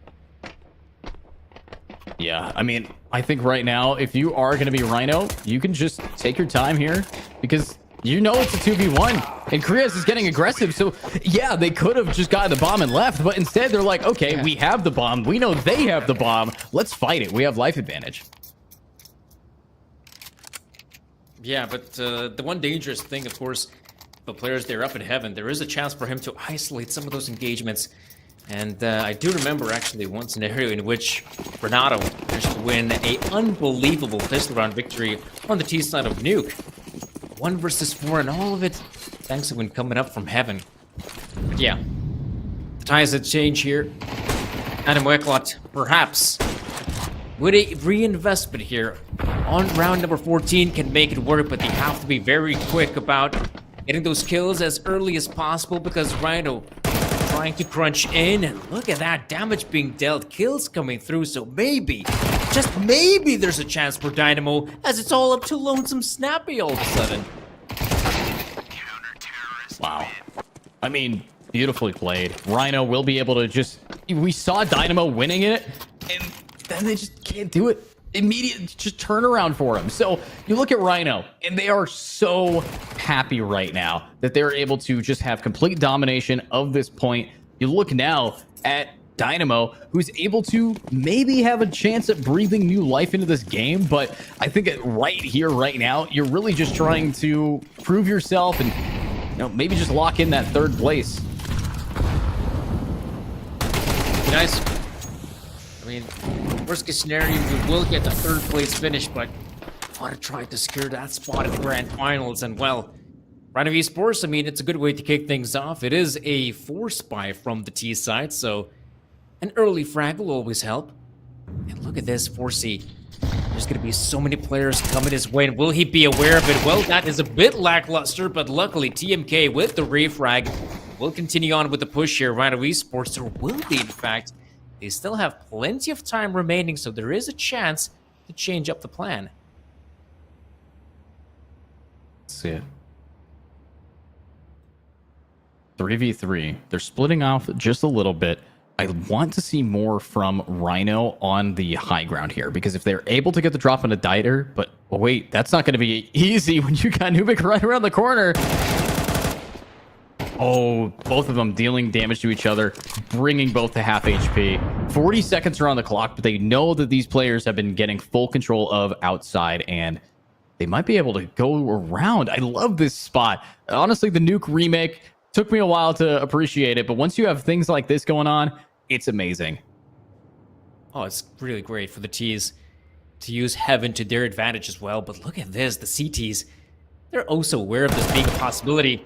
And they got the right angles to work with as well. Diter Blitz and Diter at the very end. So Dynamo Eklot reading the situation like a book. Very nice to see from Dynamo making those adjustments, in fact, to put more emphasis on the A side hold in the latter stages of the round. And you saw on the back of it, they managed to secure a pretty impressive, and I'd go far as to say necessary, victory here on the CT side to still keep on playing. I mean, the thing is, Counter-Strike, if you do not have money, you're going to be running into just lost round after lost round after lost round, and now they're running into lost site after lost site after death after death. So now, this is where, yeah, every round is critical. If a single round gets lost, this game's over for Dynamo. But right now, it's just eco-frag, so they're just farming up their KD. I'm glad that they're able to do that. MVQQ, this Nubik is going to be able to keep going with it. So, you know, overall, this is where Dynamo is going to now try to bring us back a little bit. But, oh, I think I'm concerned still because Rhyno's still up 6 rounds. I mean, that's only fair, right? Rhyno Esports has been stellar on the CT side, and clearly they're a team that have some fine prospects playing on the T side as well, and I'm sure as heck they have game plans. Plural, not singular. Does mean that, oh, what is going on here? Nubik somehow tries to run past through the offensive. Does go down eventually, and look at this Krasi also picking up a frag. So if you're Rhyno Esports, you're going to book it towards the B-bomb side, but be aware that there are certain players that will try to stop you in your tracks. Blitz Oh man, he's stuck in a very awkward spot and will in fact survive the push from TMK. So Rhyno Esports will have to slow things down, especially considering there are players in the backlines in the form of 4C. 4C knows what to do, though. Look at this angle. Great shot. We'll grab Rhyno through. But wait a minute. Nades will come out, and where are you looking crazy? What? Now it's just going to be Didi. And Didi, this is a smart player. Should know that there's someone pushing up, and will get it without taking a single point of damage. Unfortunately, do they know that there's someone behind them? They have to now commit to the bomb, and they get it off. This is clean. Now they just have to tap. They have to stick it. A kit in their hands. And Didi's going to have to swing. And that's 4C who clutches those. But do they have time? Yeah, they do. Oh man, that round just got incredibly close. I mean, here as well, Nubik feeling that he can play up close and personal towards Ramp just because, you know, on the CT side, when we saw Rhyno Esports playing, I mean, they saw not a single, actually, offender pushing Ramp on the gun rounds. Perhaps on, you know, some of the eco rounds, but not on the gun rounds.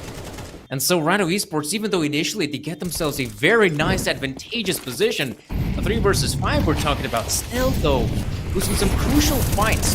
2 players like Blitz, I think might have eventually cost Rhyno Esports the round, and the post plant, well, as good as it may have looked, they did not manage to hold their own, and now you're starting to think, okay, they still have waiting here, Rhyno Esports, but look at what's going on. Dynamo Ekbot, they're more than happy to go for these engagements because, you know what? I think they're starting to build up confidence on the CT side.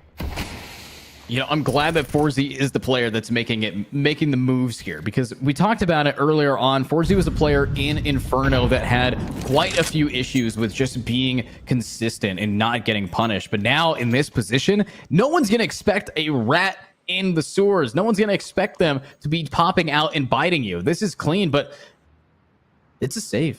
Rhyno does not have the money, and 4Z is hungry. Wants to find one, gets the bomb carrier, gets the gun out of their hands, and 4Z wants to keep going. 4Z wants to ace this possibly, but no, it's going to end up with them getting killed. So here it's up to you, TMK, you're gone. And that round for Dynamo off the back of 4Z just playing it so perfectly.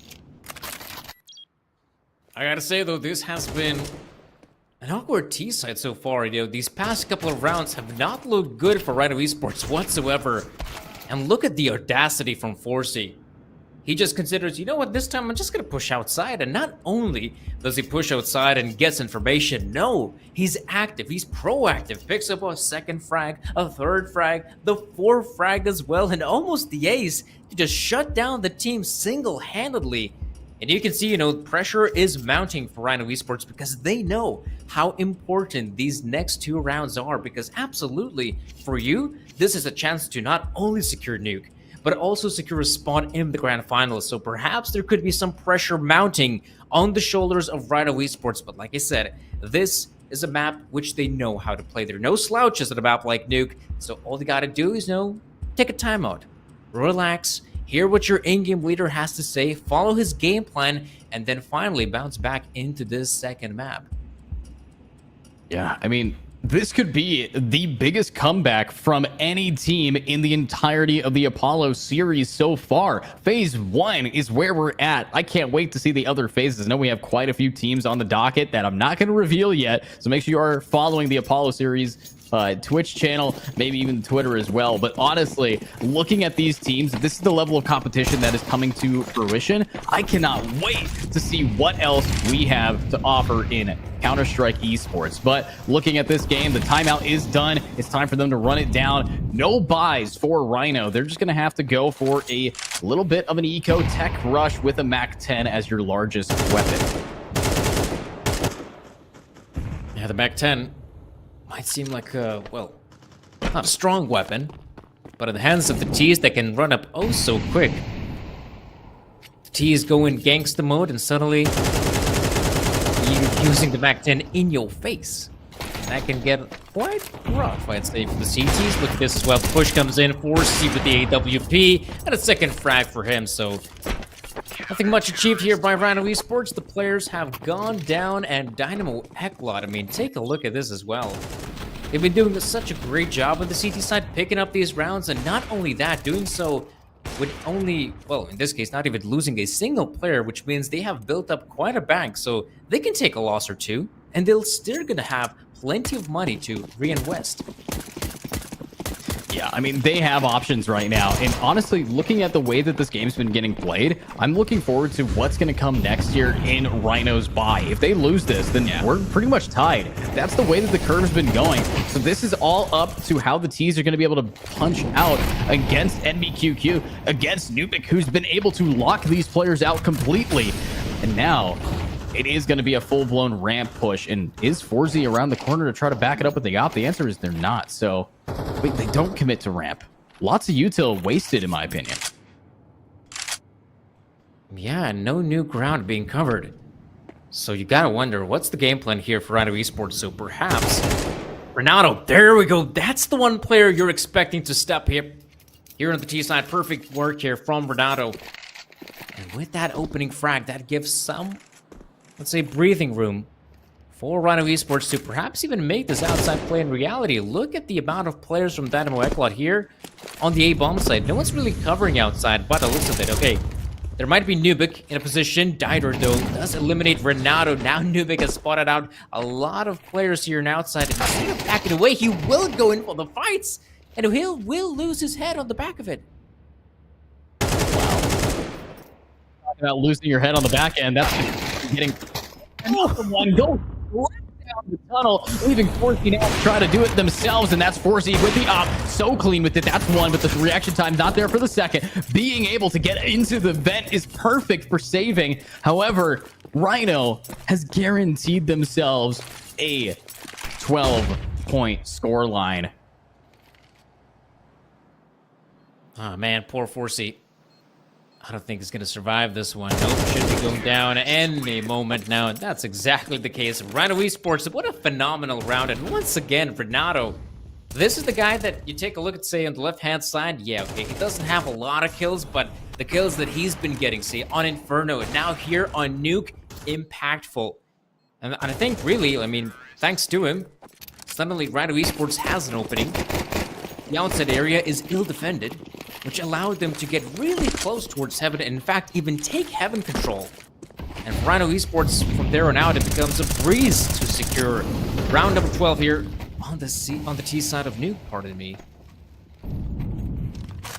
Yeah, I mean, if they want to end this game and bring us to our grand finals, remember, both of these teams got 2-0'd by Aurora Youngblood in the playoff bracket. So both of these teams are looking for revenge, even if it's Dynamo who brings it back here or if it's Rhyno who moves on after this round. Either team is going up against a team that has proven to be significantly stronger. So there's a lot on the line to make it into the next round because, as you said, there's, quite a bit of money here to be backing up what comes next. So, let's see it. Chris, doing some fine work there behind the vent. Picks up the frag in one, and Rhyno Esports looks like they're trying to go for outside control once again, but because Dynamo Eclot have players on their side, 5 of them, they're more than willing to regress, and Diaz, he will try to look for the player there up in lockers. Problem for him is, though, oh my gosh, no, Diaz! Not aware of anyone being in lockers. And it's all up to Snappy and Krasi in the 2 versus 4 to try and convert this. But I'm not sure if it's going to work out. Ooh, great shot there from Krasi. Now Kriaz is there, but wait a minute. MBQQ wants to go for the fight, but Rhyno, they need to level this playing field. And they can't. That's a huge pick there. With 10 seconds remaining, the bomb's going to get tapped at best, and Snappy is going to get pushed in. But wait, no, they've left the ladder room, which means that they're not going to be able to peek as the bomb planted. Snappy knows how to isolate ones. Snappy knows how to clutch a 1v3. But not this time. Yeah, not gonna work out there for Rhyno. A successful victory for Dynamo Eclot, and you gotta wonder, I mean, Rhyno Esports, once again, they tried the same approach, though you saw that Dynamo was aware of this plan being a possibility. Some great positionings from the players of Dynamo, and so Rhyno, because they barely found any success gathering outside control, moving up the heavens, and then entering the A bomb site, but only just one player surviving, you can see how difficult it was to achieve anything from there on out. So, The scoreline difference between the two teams, I mean, it's not huge. We're talking just 3 rounds, so this could still go either way. And Forsey with the AWP. I know you love to see it, Edu. Maybe Forsey's got something on this playing field. Yeah, but look at that. Oh my god, Snappy onto Forsey. Huge pick there. That's the opening that they needed. If Forsey's gone, I mean, there goes your top frag. There goes the person that has clutched time after time after time. So who's going to be able to pick it up? Obviously, we have Nubik here wanting to stop something, but Kriaz continuously bringing that damage, takes out Snappy. Now we're back in a 4v4. Still a pretty good situation for the T's. Renato. There's one player I'm looking at on the side of Rhyno Esports. It's got to be him. He's been so good at opening some of these rounds, and perhaps once again he can come in handy. But you can see Dynamo Eclot re-aggression towards Radio. And as they are going to clear out lobby, this could be a prime opportunity for Renato to at least pick up a frag on one of these guys. Oh no, the timing! It's awful! Oh no, he goes down eventually! So that's a lot of info for Rhyno, so they gotta move in quick here, because Nubik, the only player here, will secure the frag on one, but the backup is necessary. Nubik holds the ground, but he does go down, and Didor, alongside his buddy, gotta take care of Team KJ, and this should not be a difficult round, because he can try to get that bomb planted, but let's be real, Dynamo, they're getting close. They're gonna make sure to eliminate the player as soon as they can, but that's a nice shot onto Blitz. He is looking for more opportunities, but time is simply of the essence. Whoa. Gets the tag on one, but 9 seconds. Bomb being picked up. Needs to look for frags. They simply doesn't have enough time. Gets the frag on one. Will go into punch in the digits. No time. Oh man, no way is this duel. Oh yeah, simply out of time. I mean, regardless of out of time, they got the plant money, they got a ton of kills, and they're able to be back. If they didn't get that plant down, we wouldn't be seeing the next buy coming out, and we should be experiencing a force here from the side of Rhyno. So what a great way to end it. However, double digits is on the board for both teams now. This is a massive opportunity for Dynamo Eclot to bring us to Anubis. I mean, it's possible here, but with Rhyno in that one map lead, they still have the momentum on their wings. Lots of utility now being deployed and going down the vents. Perhaps is a nice choice and a great one for Rhyno. Look at how quickly they've managed to enter the B bomb site. Nubik does go down. So Rhyno Esports have a perfect opportunity to get that bomb planted and fight in the post plant. I mean, this is so scary. Looking at this overall, you have so many angles, but the bomb planted. Yes, they are down one player, but if Renta can just keep this going, Renta has been absolutely beautiful in making sure that Rhyno stays on their toes. Here's a flash. Sheets of smoke. And be able to scare them back. One peek. That's going to be the first pick. Now they're all going to be pinched here. But look at that. Diter's there, but the Mac 10, they're falling. TMK, you're back again in the exact same position, and you get one. Can you get the other? Get him off the bomb. You got him, and oh my god, they walk into it. That's beautiful, TMKJ. What a way to close out the round, and what a way to secure the victory here. All new TMKJ, beautiful spray down. I mean, gotta say though, maybe it's a little bit lucky there to get the final frag there, and Kriaz does basically feel like the player just walks into his crosshair, but all things considering, I mean, Rhyno Esports, what a stellar performance here in this best of 3. Yeah, I mean, Rhyno deserved to move on with that kind of gameplay, but you can't rule out Dynamo's attempt at shining through. However, with Dynamo falling, that leaves us now with Aurora Youngblood versus Rhyno, a match we haven't seen since the semifinals where Aurora Youngblood dominated in a 2-0 fashion. Let's see if they can do it again. This time against a newly found bottom barrel sweeper. Look at that losers bracket run through. Rhyno. They dominated to get back to this point, so they deserve to try for the qualification for that LAN event, which, again, this is a path to Lisbon, Portugal. I mean, if you can make it to Lisbon, you are going to be ecstatic, especially Rhyno, as that's their home country. They don't have to pay for travel. It's going to be great. I mean, yeah, I think the only way this could have been just a little bit better is perhaps if they started out at, at round 1 and still secured all those 2-0 victories. But all things considering, I mean, they've managed to take care of some pretty decent teams. And, well, I'm sure as hell that they've put in the work. that have done their homework, and going into the matchup against Aurora Youngbloods, well, something tells me this time around it's not going to be as one-sided as it might have been in the upper bracket. Absolutely. But of course, we're going to have to wait and find out as we have a decent amount of time before the finals. Of course, if you guys do want to stick around, make sure you drop a follow. We will be back at 1800 CEST. And also make sure you're following the Twitch channel, checking out our sponsors, GGBet. But thanks again for watching this series. We'll be back with our final series for phase 1 of the Aurora series, or Appolo series. Sorry. We'll see you guys soon.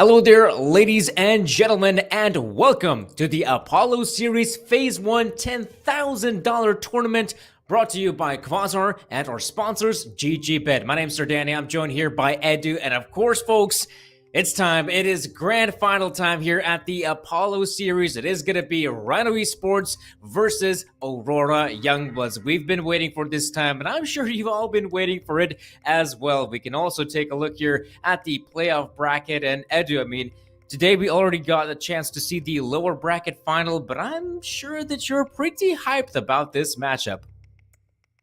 Yeah, it's a rematch of the semifinals. It is a long time coming for this rematch, as well as Rhyno really just wanted to flex themselves, getting all the way through that lower bracket round 2, round 3, and the final lower bracket round to get back into the uppers, back into the grand final. But is it all for nothing? Aurora Youngblood is a team that has only flawless their way through the playoffs and flawless their way through Rhyno previously. So with that being said, I am really excited to see what they're going to be able to do. I mean, you're absolutely right about it. Rhyno Esports already faced off against Aurora Youngblood in the upper bracket semifinal, and Aurora just absolutely decimated them. On Inferno, the scoreline was 13-9. That was the map pick there of Rhyno, and Anubis was 13-5 in favor of Aurora. And yeah, I mean, you have to admit, though, Aurora Youngbloods has been looking stellar, right, throughout the entirety of the tournament. But I gotta admit, though, Rhyno Esports, when I first saw them play against Youngbloods, I gotta say, though, I was not convinced that Rhyno is looking like a strong team. But, of course, unbeknownst to me, apparently Aurora Youngbloods was looking incredibly strong throughout the entirety of the tournament. And now, folks, it's time to take a look at the map veto. So, of course, Rhyno Esports have to ban Mirage. Yeah, it is their permaban, so there's nothing too unexpected here. Whereas on the side of Aurora Youngbloods, here I think they absolutely have to go for the nuke ban. Yep, there we go, because nuke is actually a map Aurora Youngblood, first and foremost, they don't really like playing that map. And second of all, it is a map that, well, as we saw today and throughout the entirety of the Apollo series, was pretty decent for Rhyno. Yeah, and Rhyno wanting to now pick up Inferno as the first map, but this is one map that we didn't get to see, even though it was our decider. It's Anubis. Anubis is a map that we previously watched Aurora Youngblood dominate Dynamo Eclot. So they are very, very happy to be on this map. And then you also have Ancient as a decider after Vertigo and Overpass. The last two remaining not so great maps will be banned by them. So honestly, Ancient, I haven't gotten to cast that here at the Apollo series yet, but it's going to be very interesting to see how they do. I mean, fact of the matter is, just take a look at the maps here. I don't know, is it a hubris? Is it what? But we're seeing the exact same maps we saw in the upper bracket matchup. So something tells me either teams have been prepping, or they think that the reason, for example, Rhyno ended up losing, say, both Inferno and Anubis in the upper bracket matchup was more of a situation that, okay, we didn't get our game on. Perhaps now we had a time to readjust, and now we'll be coming into this best of 3 full swing.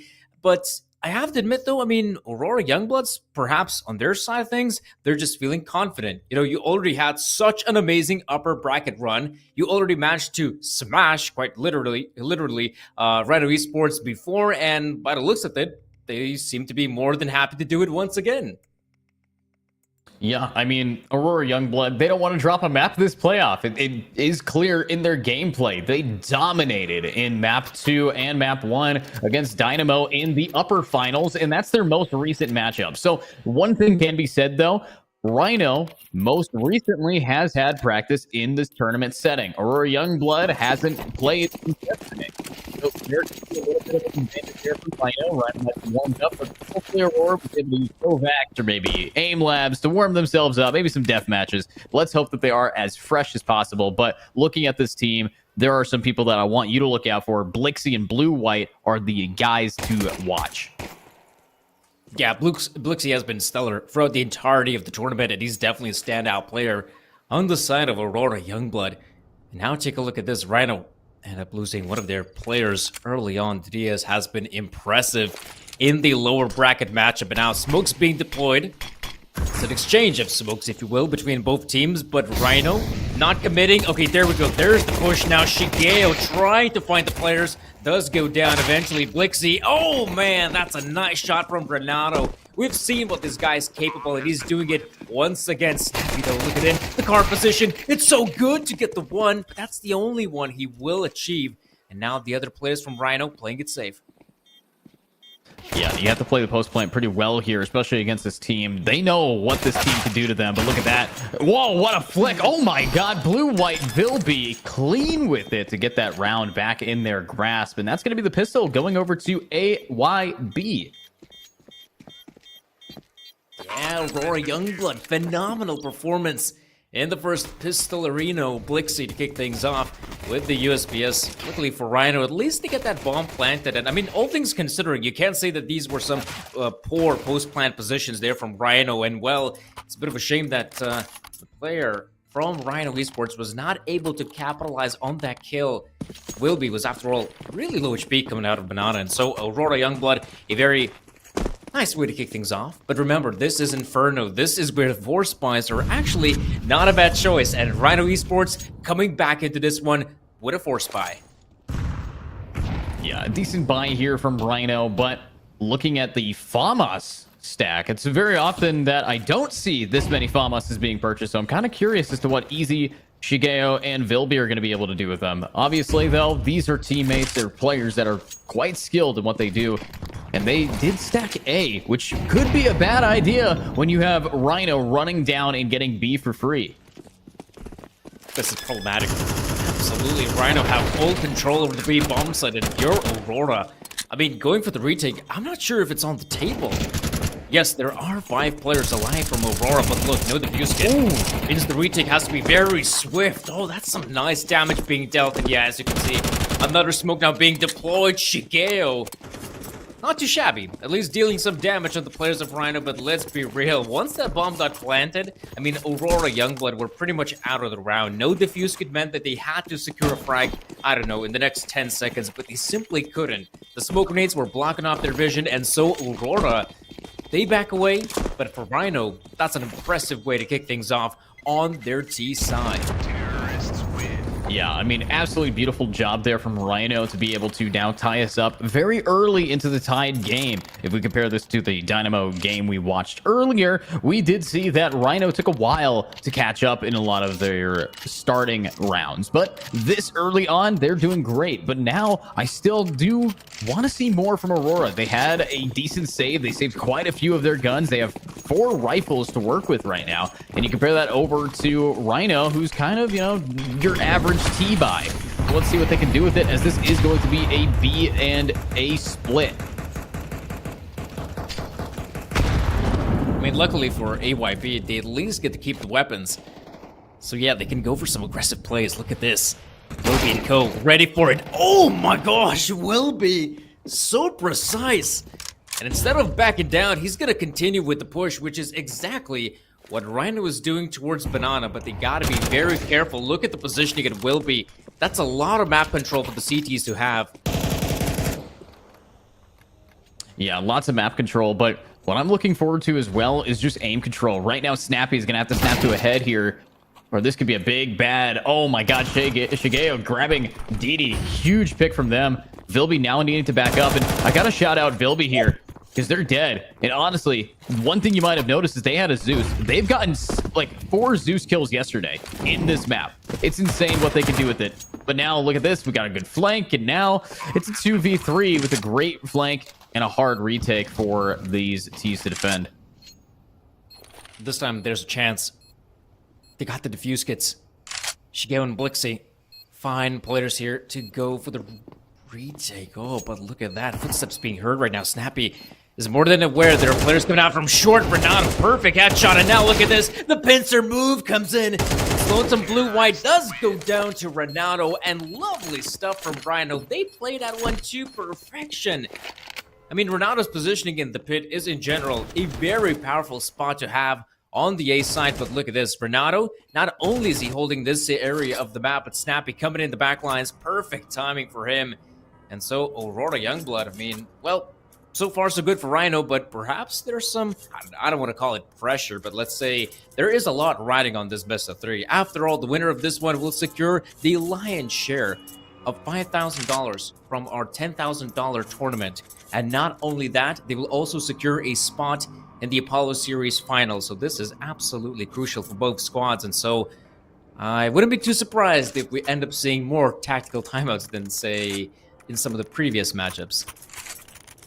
Yeah, I agree with you. Right now, we're looking at Aurora Youngblood that has, you know, really not struggled a lot in this playoff stage. Really just saying, okay, we've made it this far. We're undefeated. We're not going out like this. It's not what they want to do. They do just want to continue on, be the strongest team in this playoffs bracket and keep that title and then get the title and go to the finals. So looking at this, though, it's a good split. We have 3 on A, 2 over by Banana. Lots of utility. That's double mollying out. Now a third molly will add in, but all of the utility is not going to slow down B as they have 1 minute 30 seconds to go, and they should be able to get right back onto the site, especially now that there's only one person defending, and that is going to be Vilby.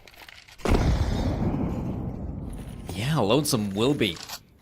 What a difficult task at hand. He's got to make sure that not only is he aware of the push happening towards B, but if possible, securing a kill or two would be crucial for his team to enable the retake. And right now we can see utilities now being deployed. The Molotov up close, the smoke grenades towards CT spawn, as well as Coffin. Vilby in a prime position should be able to secure just the one frag. That could be enough. They don't check his position. That's crucial, and he simply backs away. Very well done by Wilby. Wow, I mean, beautifully played, but look at that shot. Vilby's not going to be able to walk away from that one crazy. Now lurking up, doing what they did last time, is finally going to get punished and actually give over an AK, but in a 3v3, they have Shigeo here. Are they going to push for this? I don't think that they should, but they might save the AK and have the MP9 easy, and then Shigeo just go for exits here. Oh, easy. Yeah, I think going for the exit seems like the obvious choice, though. Kind of feels like easy once get up close and personal with the MP9. Ooh. Okay. And that's it. So, what a round. I mean, honestly, Easy did go for some aggressive playstyle there, but the way that Shigeo got just shut down, Rhyno, they want to be able to qualify for a tournament in their home country. They want to make sure that they don't have to pay those travel fees, so they're playing so good right now. Yeah, that replay, you could look at it time and time again. The one taps, beautiful to see them. Obviously, it's not nice to be on the receiving end, but as we are spectators, it's beautiful to witness some fine shooting from both teams, in fact. So, now with the pistols on the side of Aurora Youngblood, I also see some fine shooting, and you gotta get up close with the pistols. That way you can deal some damage, though Blue-White, with the AK-47 in hand, is trying to look for opening frags for his team, but so far hasn't found anything.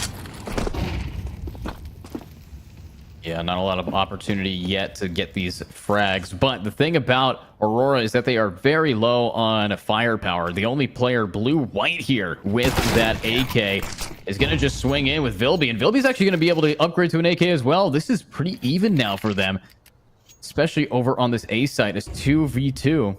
Do see some rotates over to B, but Bomb is actually left in spawn during this default, so if they make all the space, they're not going to be able to actually plant at all, so they're just going to have to go for this default with kills aplenty if they do want to win this round.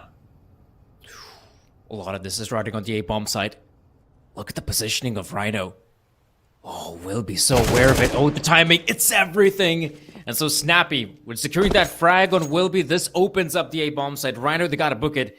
And they got to make it quick because the bomb now is in the hands of Team KJ. The DS, though, prime position, does go down eventually. But let's be real, with the bomb now being punched in on the A side, if you are Aurora going for this retake, I don't know. I don't see it as being a worthy approach, but with Krasi here in middle, if he somehow goes down quickly enough, maybe that opens things up. But no, as you can already see, some players from Aurora Youngblood, including Shigeo, just simply backing away and don't want to be part of this. Yeah, they don't want to be pushing into this, and that's okay. I feel that that's pretty understandable, especially knowing that they have, what, 3 AKs to save? But are they going to be able to save Shigeo? Watch out. He might get knifed by Crazy. No, just shot in the back of the head, but that's a trade. So 2 AKs saved on both sides, so not terrible. Yeah, considering this is an eco round in which you started off with the 4 pistols and the 2 AK-47s. I mean, you started off with the 1 AK-47 and managed to save the next one. I mean, that's not too shabby. Yeah, you're absolutely right about it. But right now, Rhyno Esports with 4 rounds on the T side, you gotta wonder, when is Aurora gonna mount a proper defense? And something tells me the best defense is also gonna come down to having a bit of some offense, if you will. Nades now being deployed. Come in, banana, blue, white. He wanted to go for more aggression, but with that smoke being deployed and a lot of time being wasted, he knows there could be players in second mid, and obviously we have God's eye view, and we know there are players in second mid, and not only that, some of them are trying to acquire apartments control, which is absolutely crucial if you want to go for that late A take. Ooh, but look at this. That's going to be Shigeo getting a pick by being aggressive right onto Snappy of all people. And Snappy, we know, is the player that does a lot of early round damage. So losing out on that entry could be a problem. But you look over on A, this apartment control that you were talking about here, Danny, is starting to get a little bit more heat on that mini map. Lots of players are getting ready to try to swing out here. And once they do, it's going to be a problem. But with Snappy losing that op, this more than likely will be a slower round, as Didi is going to have to now just probably go for the save on this op. Yeah, I mean, in his position, he's best, I don't know, perhaps choice is just hold this angle and maybe not only hold for a kill, but go in for more. That's exactly what he's doing. Meanwhile, his teammates trying to force out the players towards the A bomb site. But look at that, the bomb has been dropped in an area, well, very awkward spot, I'd say. Blue, white, and Code, they have to try and go for this one. Make sure the bomb is not retrieved. Meanwhile, look at this. Lixie coming in with 2 massive frags, and now you're absolutely right. Diaz just has to save his AWP at this point. Yeah, I mean, saving this op, you are not going to get pushed at all, so this will go right back into the hands of this player. And I think if you can get the op back on your opper's hands, then you're going to be able to maybe get aggressive. Because when you see players like Snappy with an op, it's very similar to what we saw from 4Z. Obviously, 4Z was one of the strongest oppers that did not move into the finals, but Snappy here, even with their team having triple Mac 10 and an AK, they can still cook up some real damage here just based on that op, especially if they are going to get peeked by Banana. Yeah, but this is such a peculiar setup. Because you have an AWP, which basically means that Snappy's got to play it slow and precise, whereas the Mac 10s, you want speed and try to get up close to your opponents as possible. Though Snappy, look at how close he's playing. Oh, only gets the leg in, though. Dang, that was so close. I mean, absolutely beautiful attempt there, but it's not over till it's over. We do have a little bit of a push-up here. Where is Shigeo? This is so aggro here. This can actually lock down most of this site if we take a look at the CT. Oh, but the timing of backing out right now. What a spray. What a read. Actually gets DD down and does a little bit more damage to Crazy. Huge from them. Oh, but they don't get the triple. But here's Easy. Nice. Very well done there by Easy. And in fact, Shigeo, the read from him that there could be a push happening towards Banana, and the fact that he decides to pull the trigger at the right time allows Aurora Youngblood to secure this round very easily. I could even go far as to say 3 rounds for Aurora Youngblood. And initially, this one scared me. I mean, Snappy with the AWP looking towards short, and well, Vilby, he makes the right decision to jump across instead of just walk across. Otherwise, something tells me Snappy would have gotten that kill easily. And here, Rhyno Esports, now they realize that, okay, Aurora Youngblood are cooking. They finally started to build up a few rounds of their own, and that means that the CTs are starting to not only build up cash, but also some confidence. And if you're, well, in the case of Rhyno Esports, you got to make sure that the CTs don't build up that much confidence and money, for that matter. Well, if you're talking about building up money, look at the disparity between these two teams. So much money is actually favoring AYB, and you have Rhyno right now. Unfortunately, off of Snappy attempting to get the bomb plant, No bomb planted, no money from that, no saved op. Very expensive later half of that round. So honestly, I think that this timeout from Rhyno is really not a strat during the round. It's not like, okay, let's push B, let's push mid. It's where do we want to see our economy in the next 2 minutes? You know, where do we want to see it bounce back? That's the real question here. So I don't know. I think looking at everything going on, if you are going to be anybody on Rhyno, you're going to be fully saving, fully defaulting most likely, because if you run it down, you don't really have an opportunity to maybe find one of these AKs, get rid of one of these rifles, and get them in your hands. Yeah, Rhyno. Not expected too much out of them around like this. I do remember, you know, back in the olden days of CSGO, some teams would consider the full-on eco round, especially on the T side, as a kind of a tactical timeout. I mean, as a T, the round will basically come to an end once you decide to push on one of the bomb sites, and, well, more often than not, the rifles will mop you up, right? So you could use this time as an opportunity to have a discussion, to figure out what you want to do, what you really want to do in the upcoming round. Once you have those big guns on your side, and here, well, it is going to be just a push-down banana from Rhyno Esports, I guess, to end things off as quickly as they began. Ooh, and Blixie managing to spot out a kneecap. But look at this. They're going to run right through the fire and the flames. They're going for it. And Blixie's going to punish them. That's a double down and a nade to finish it. This could land right on the bomb carrier. Yeah, we'll drop Snappy down to 26 HP. Crazy at 6 HP. And Snappy so low as well. But where is TMK? This is a lurk going up, but Blixie is wanting to ace this, but it won't be an ace if Shigeo gets that kill, leaving a TMK all alone and read like a book. Vilby not allowing you to get behind him. Yeah, nice down there by Wilby, but I gotta give props to Rhyno Esports as well, considering, I mean, you're practically on a full-on eco. I guess, yeah, one guy had a P250, and that's all the firepower, quote-unquote, they had. So consider this, I mean, you're able to take over the B bomb site and still get that bomb planted. That's impressive. And of course, for Rhyno Esports, that's perfect. They get some extra cash, and finally we see a proper investment. AK-47s across the board, as well as plenty utility on the belts of the Rhyno Esports players. But the one thing I'm really hoping for is to actually see what Renato's cooking. You know, he's the guy we saw previously in the lower bracket matchup against Dynamo, going for those aggressive plays and making some game-changing moments. But what is going on? What was Blue White thinking? Going out there with middle, with no backup whatsoever here as well. Okay, Shigeo helps out his buddy, in fact, helps out his team by securing those two huge frags. Massive frags from them, but Easy's gonna keep it going. Another one down makes this a 2v2, but they're split. They know that one's on the opposite side, and they're just gonna get lucky with it. Right on through the smoke, decides to smoke off Shigeo, and now the bomb will be planted, and Easy has an option. Go in with only an op and plan on being the quick flick player, or just save.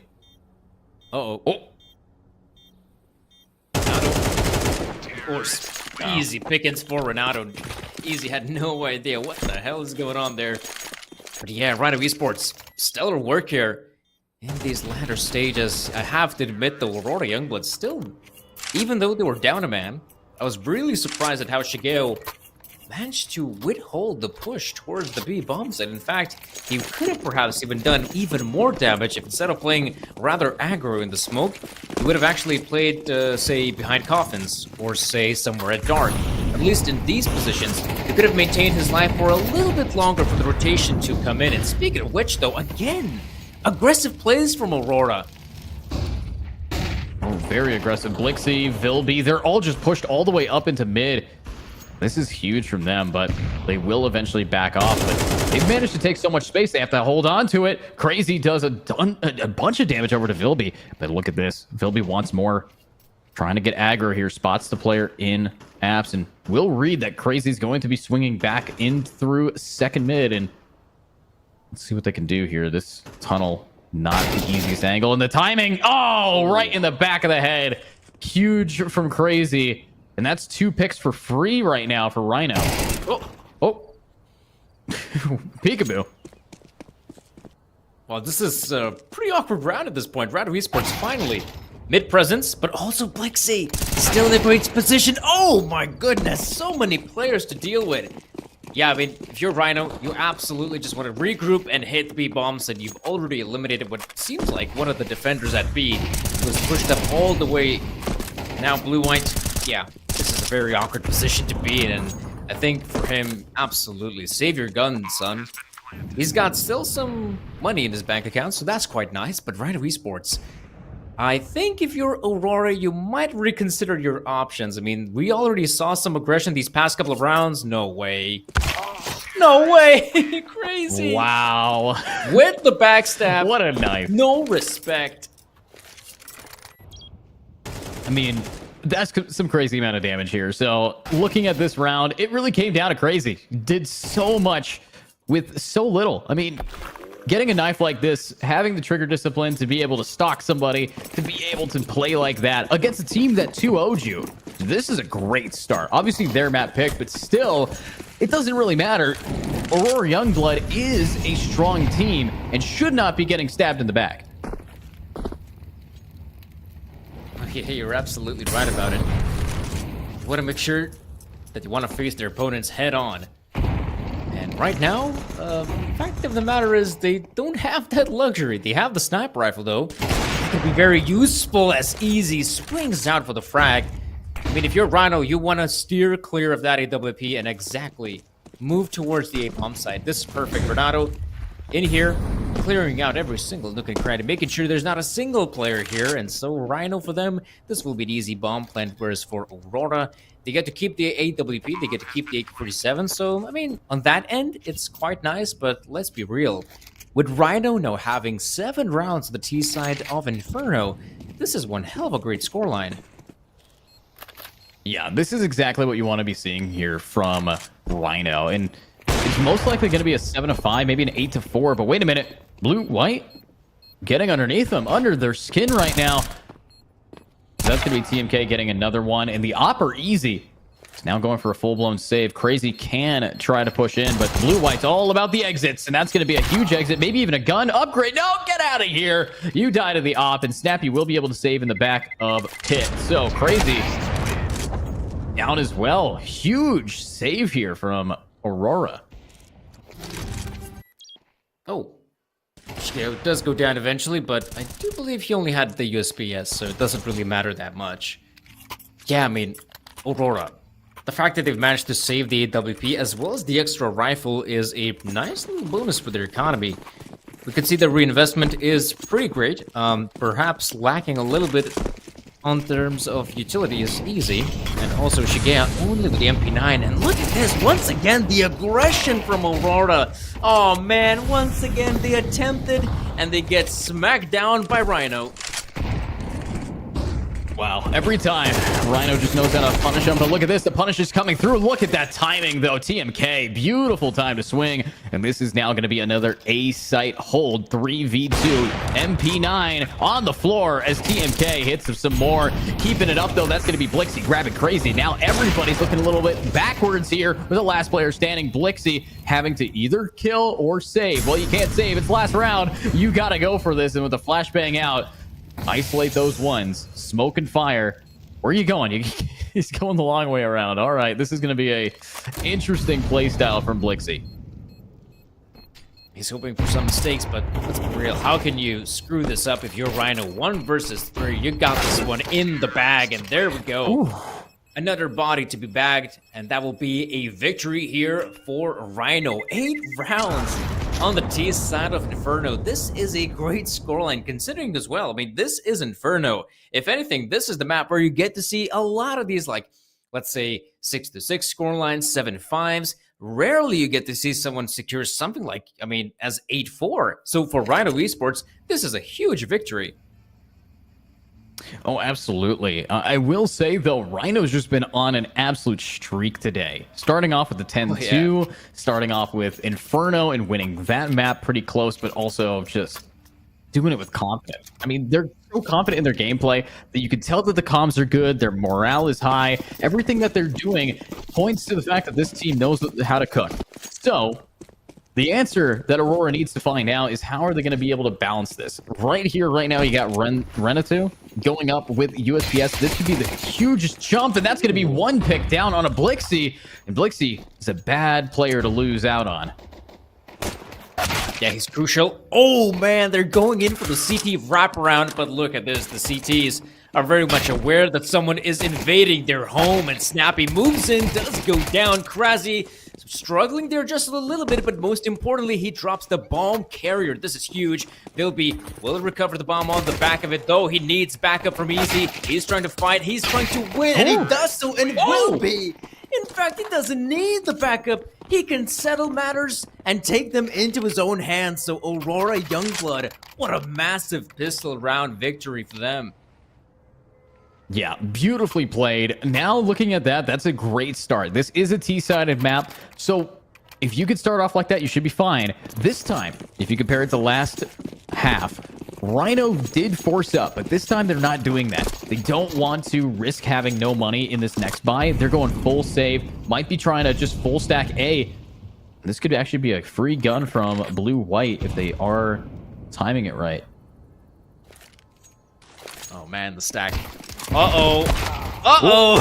Oh! Not expecting it whatsoever. The will be. Oh, with the spray. That's beautiful. Yeah, I mean, it's an ace against people that are running it down with pistols, but still, I mean, this is just some great fundamental control. Beautiful spray. Yeah, I mean, yeah, you're absolutely right. I mean, those guys naked, running at Lonesome Vilby, but still securing a spur like that is confidence boosting. I mean, you absolutely want to get those frags, but I think the problem is it's not like Aurora is lacking in terms of confidence. In fact, what we saw on the first half was perhaps a little bit overconfidence. But right now, here on the T side, let's see what they're made of. They have some great weaponry on their side, and well, Snappy. Looks like he might just try to go for some early engagements, or in fact not. Renato will be the one holding the line, but he's feeling pressure, so he will back away from this. Yeah, we'll have to back it out, but look at this. Going up on the scoreboard, it's Didi getting the pick on Shigeo. But look, Snappy's here, snapping on ahead, grabbing one, grabbing two. Yes, will succeed in that, but now we're going to see Vilby getting the trade off. Blixie getting the trades as well. Makes this a 2v2, but they're both low. They want to try to commit to any of these sites, but they have to first get the info. They don't know where the person B is. They don't know where Crazy is, so they're going to be taking it slow. And Crazy might be able to get a decent flank going on right now. I wouldn't be too surprised. I think that's actually a nice move. However, Blixie manages to sneak past the smoke. Meanwhile, they're just waiting for a mistake. I mean, in worst case scenarios, they're at here, the A bomb site, so making their way onto the site and getting the bomb planted will be easy. However, Crazy, very much aware of what's going on right now, doesn't see the players, but now the bomb being planted, and Crazy, what's he's going up to? Oh man, look at the positioning. This is huge. He's got the high ground, and all he's got to do right now is just wait. Wait for the players to make a mistake, but no, Blixie, how does he get that frag? That's insane. And Lonesome to Diaz. In a 1v2, the player spots out Blixie, waits for Vilby. He knows it's the headshot angle, and he's the headshot master. Vilby, magical play, beautiful way to continue on playing here as Aurora Youngbloods. They were down and out, but still in a 2v5, they bounce back and fight for more.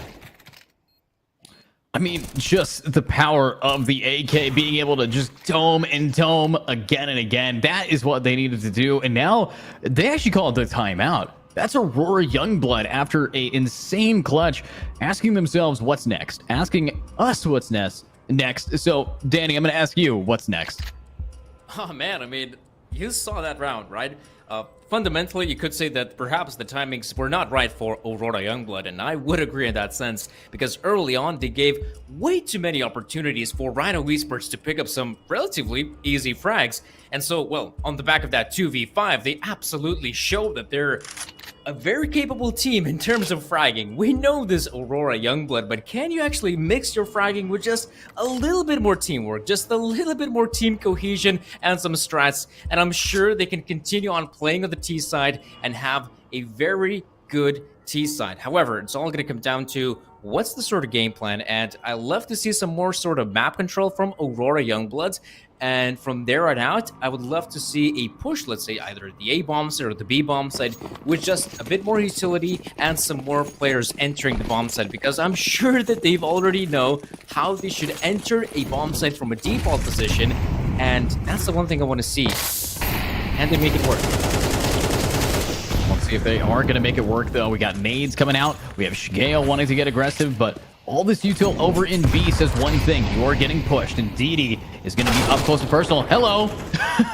They realize, okay, if I can't move forward, that means somebody's in front of me. Great read from Shigeo. Vilby grabs another one on the other side of the sights. Now Shigeo wants to find more. Looks like all of these pistol users are going to be caught out with their pants down.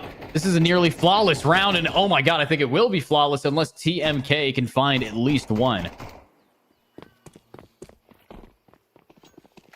I mean, he's got kill. Oh, dangerous 5-7, I think. Ah, it does go down eventually. Okay, whatever. I wanted to say that the man's got K in his name, can actually make a kill happen, but sadly, though, I mean, the MAC-10s, the weaponry here for Aurora Youngblood was just too much to deal with, and all in all, I mean, that's a clean round. You'll love to see it. The terrorists finally building up some sort of economy here. Meanwhile, I wonder how they're going to play this one next, because now with Easy being with the sniper rifle, generally, as a T-side, you want to slow down. You want to allow your opper to get in position and find some of those opening frags, and from there on out, perhaps make a sort of play, but that does not necessarily have to be the case. The rifles can still fight for some map control, and that's exactly what we're seeing towards Banana. Shigeo has been put in a prime position, could continue with the push, however, the Molotovs do force him back. Yeah, lots of util, but that nade will be able to tap away at half the HP of Shigeo and a few others. So, looking at this, you got two players stacked up on a B. Lots of utility to try to buy some time. TMK does have a smoke. We're going to be seeing one smoke already popped here. Flashbangs are out, but is Rhyno going to commit to this? And I think the answer is yes, but you're allowing for rotations. Now you have Snappy into the fray. You have a lot of these players getting geared up for this push, and less than a minute left. They're going to be starting soon. Some nice positions, yeah, from the CTs. But finally, this is the one thing I've been missing throughout the entirety of Aurora's T side is some proper execution. And well, that is a nice nade. And oh my gosh, the damage that's been dealt, it has softened up the players dramatically. And look at Snappy, still yet to be spotted. That's perfect. Still, Blue-White survives to fight another day. But you can see Renato primed with the grenade. Oh, doesn't pull the trigger though. So it's down to Blue-White. It's just down to Blue. And Blue should be able to maybe get one more pick here, but no! Crazy actually gets a drop on him, and Rhyno will get their first round in a while here. But, of course, it's not just about one kill or two kills. It's about the consistency across the board. Rhyno here. They have not checked this, or sorry, Aurora has not checked that spot multiple occasions. So I would think it's so common now. You got to be looking at that boost spot because there will be somebody up there, and getting those double kills is what's leading to these rounds getting so close. Yeah, that can be the difference maker, and it definitely was. Rhyno Esports finally fend off the onslaught of Aurora Youngblood players, but can they continue? That's the big question. It's nice to see Snappy on the sniper rifle. That could really come in handy. Though I don't believe he wants to challenge anyone from Aurora this early on, though I say that. He will take somewhat of a more passive position, but just in case, keeps an eye on middle. DS here. Nice Lonesome Tag going for the play. Does not have the back of his teammate. I'm not really sure what Team KJ was doing, but Shigeo, what he does, is finds an opening frag, and same could be said for Easy. Goes in for more, but Snappy rejects him. Wow, I mean, Snappy's just cooking up with these op shots, but Blue-White wants to make it work. Now weaving through. Molly's off and gives up that positioning, but they're going to now try to get aggro here. Look at this. Bilby pushing up through the smoke, getting an easy frag. That's going to be a big pick up there, but the trade comes out thanks to Blue-White. But they have to keep up that energy. Unfortunately, it's a 2v2. And this CT team, very sporadic, very split across the map right now. So if we could see Aurora Youngblood take a deep breath and maybe isolate one of these 1v1s, that could be the round. That's the one thing the T's are hoping for, right? If they are going to pounce on one of the bomb sites, the one huge advantage they have is they can have 2 players at the same time, which means that there's a lot of pressure on both individuals who are anchoring the bomb sites. Blue-white, oh, this is crucial timing. This is perfect. He knows. If there is an opera, he should be playing inside the pit. That's just standard practice. And oh, Snappy, he must have heard that one. Oh, finds the shot on blue-white. That's massive. And look at Blixie. He's way far behind to find any sort of meaningful impact, but perhaps he'll go for this. Oh, gets the shot on Snappy. 7 seconds remaining, but no. TMK jumps in the fray and finds another round for Rhyno. I mean, this pixel perfect peek, though. Look at that. Right onto the liver. Gut shot. As best as you can see it. I love the boost strategy from peeking that, too. But the oppers alone aren't what we got to shout out. I got to also, you know, Blixie, this drop shot. Who does that? Yeah. Obviously did not manage to win the round, but the op was saved by Rhyno. And Rhyno will be moving into this next round with double digits. Actually, no. They didn't get to the... They didn't get it in time. They didn't get the op. Yeah, that sucks a bit for Rhyno. Playing with the rifles now. They have shown their proficiency with the rifles, so it's not like they're completely out of this one. However, having it in middle did come in handy, especially... Oh, forget the AWP. It's Renato firing it off with the MP9. So much damage being dealt, and Aurora not having any success will continue. Oh, man, what? Looks like they've just opened up the middle defense, and well, it's time to book it towards A. Wow. I mean, beautifully played. Now, with the bomb getting planted here, we do have Aurora Youngblood in a decent position. They're up a whole player, and that's why we are going to be seeing a save. No ops to save this time, just 2 M4s. However, you do have TMK going away with a defuse kit. But looking at this team economy, what this tells me is that both of these teams are really back and forth, pretty evenly matched when it comes to what they're bringing to the fray. But Aurora Youngblood, they executed that last site perfectly. I mean, once I saw the 2-man peak, in fact, a triple peak coming out there from Aurora down in middle, I thought, yeah, this is practically over for that round. But somehow, even though the peaks come in there from Rhyno, we saw that Aurora were very much aware that, okay, there's a guy in short, there's a guy in long, let's just peek out and win our fights, and that is exactly what they did. So really nice there from Aurora, relying perhaps a little bit too much on their aim prowess, but it was exactly their aim ability that allowed him to win this round. Look at this. This is beautiful. Shigeo deals with one, Vilby with the other. That's nice. Yeah, I agree. They are very much getting back into the sync of things, but let's hope that they don't sink down and lose a couple more rounds. We do have Didi now getting very aggro here, spotting out one, but Blixie, bye-bye, Didi. What a shot. Obviously not the best angle to be taking, but now there goes your only other rifle. You're going to have to rely on TMK and pretty much just the pistol party. And that pistol party has one less member.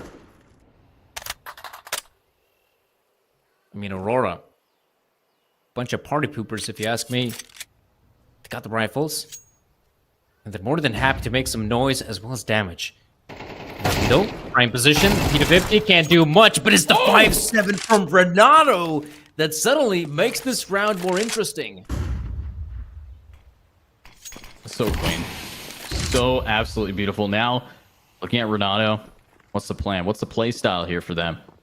Wanting to get into this cubby, waiting for maybe the bomb tap before his teammate swings in as well. Bomb is going to get tapped, but they're going for it. I don't see this being a save. Wait, no, they are saving. I'm wrong. They want to keep the AK, and that's going to tie us up here. Well, something tells me it's getting a little bit now. Well, frustrating for the CTs. I mean, let's remember, not that long ago, the scoreline was 8-4 in favor of Rhyno Esports. And right now, I mean, Aurora has managed to even up the scoreline 10-10, and you can see that the T's, perhaps, I mean, this is their breeding ground, you know, on the T side. That's what they're supposed to secure the majority of the rounds, not on the CT side of Inferno, but in fact the T side, and we can see that, yeah, I mean, Aurora are firing off on all cylinders, every single player finding impact. Perhaps some more than others, including Vilby, Shigeo, Blixie. I mean, this is crucial to win a round like this. Make it as clean as possible, though. I mean, you should not count Rhyno Esports out just yet. I mean, Renato. I mean, that's the guy that I've been talking about for some time now, but he seems to be in a lot of these scenarios the difference maker for Rhyno. Yeah, I mean, quite the difference being made here with all of this damage flowing from them. But now, what's the main strats? What's the play style for this? You have some mollies, do have a decent amount of stall being thrown over towards B, but I'm looking at Snappy. This is the op back in their hands, and we asked, what does Rhyno need to do to really start bringing it back? And usually it is this method right now that locks these players out for the count. Banana control. I mean, that's the name of the game here on Inferno. It is basically push and pull. If the CT is starting to feel just a little bit more pressure towards Banana, they're going to be happy to have a player rotate in. So far, they're doing a pretty good job at maintaining their utility, but look at this. The push is coming in. Aurora wants to find some frags, but so far, so good for Aurora. To pick up the one player, and that's going to allow them to get the bomb planted. Diaz, though. Emperor with us in hand, and a Molotov cocktail to the face. Blue-White, though, realizes that they have to fight for church control. Flash comes in. It's beautiful. Shigeo chimes in. Blue-White as well in Banana, so you know. There's no way in the world the retake is going to happen. Renato and Snappy, they got to book it. They got to save their guns. Wow. Unfortunate that Snappy is going to have to go for a save here with Renato here. But the thing is, you look at how this game's going, and Aurora Youngblood, they're proving themselves quite handily on Rhyno's map pick. And that's going to be pretty scary as, you know, our next map here is going to be Anubis. Anubis is Aurora's main bread and butter. And that's something that we didn't get to see Rhyno play on yet, but also we haven't gotten to see a single decider against Aurora at all. But wait a minute, where you looking? Snappy loses the op. That's huge.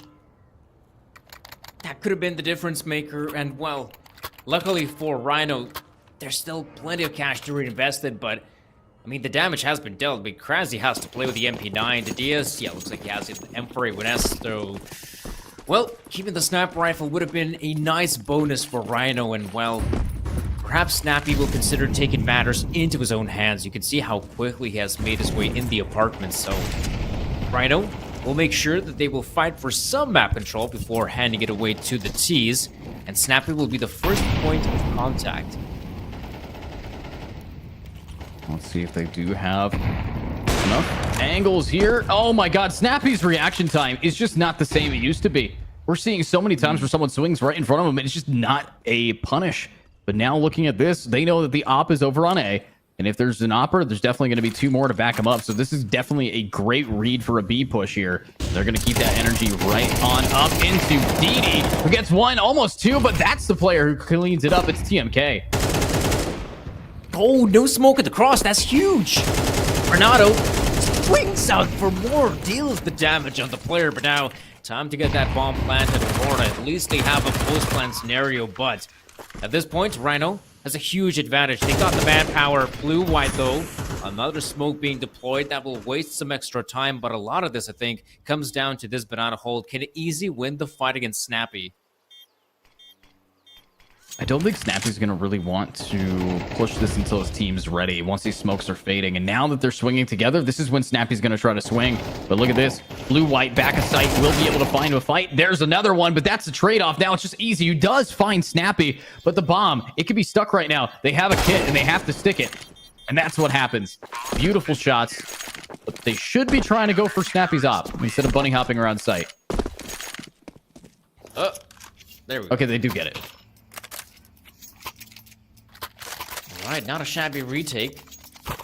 Aurora Youngblood taking the tactical time, but we can take a look at the replay here as well. Snappy is struggling with the frags in middle, but I gotta say though, I mean, Aurora Youngblood going for this push towards the B bomb site. I mean, I don't know, it just felt like some players realized, okay, I'm feeling it. I'm gonna push on through the smoke. Let's try and go for those frags, but it didn't feel like there was any sort of prep for that. Like, some players decided to push on through the smoke grenade, but no one deployed a smoke towards cross. A smoke towards, say, the coffins was also non-existent, so Aurora Youngblood, if they want to try to go for this, let's say another B play, they absolutely need to remember to use their utility because it could come back to bite them.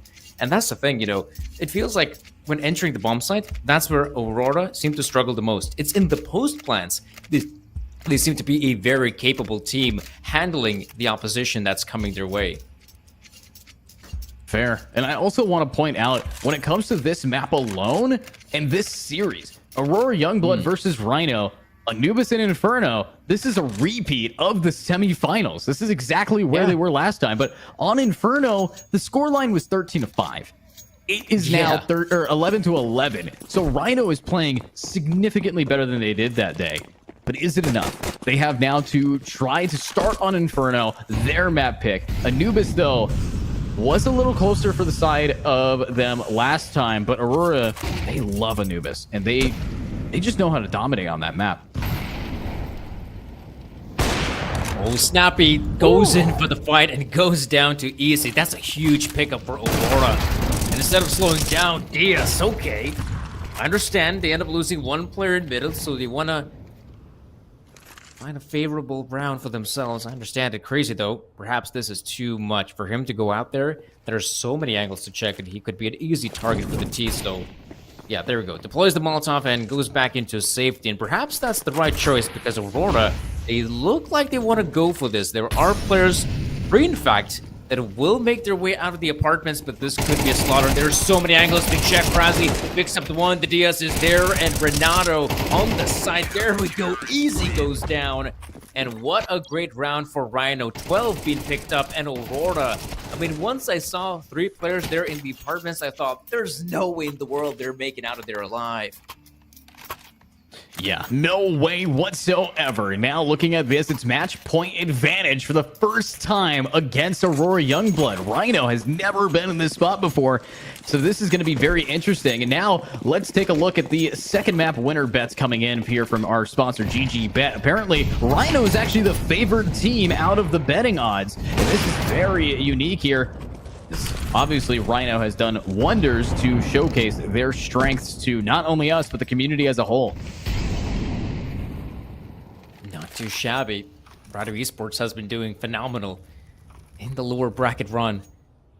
And now in the grand final, with all that experience they've managed to rack up, they're showing us what they're made of.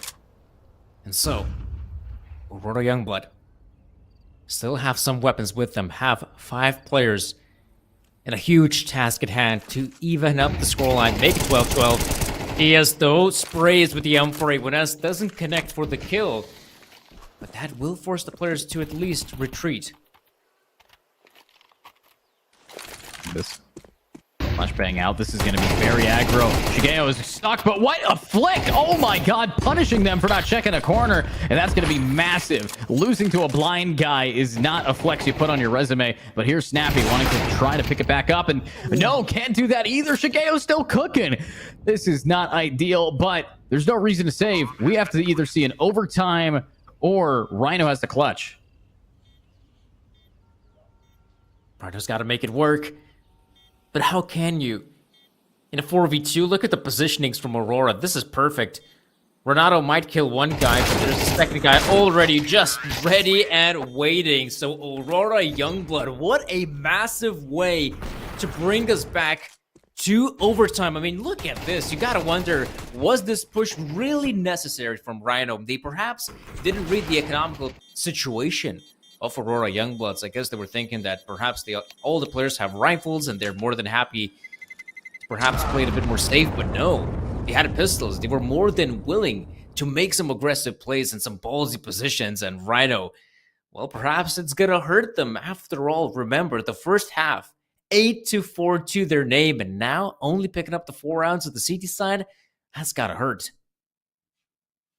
Yeah, there's a lot of pain here involved, but with overtime, this is your atypical Counter-Strike style overtime. So let's see who's going to be able to win 3 in a row. And that's not an easy feat with the way that these teams have been back and forth about it. So if you are Rhyno, you definitely are okay with going this well off. But Aurora, this is an uncomfortable zone that they're not normally in. They have yet to actually get this far into a game in the tournament.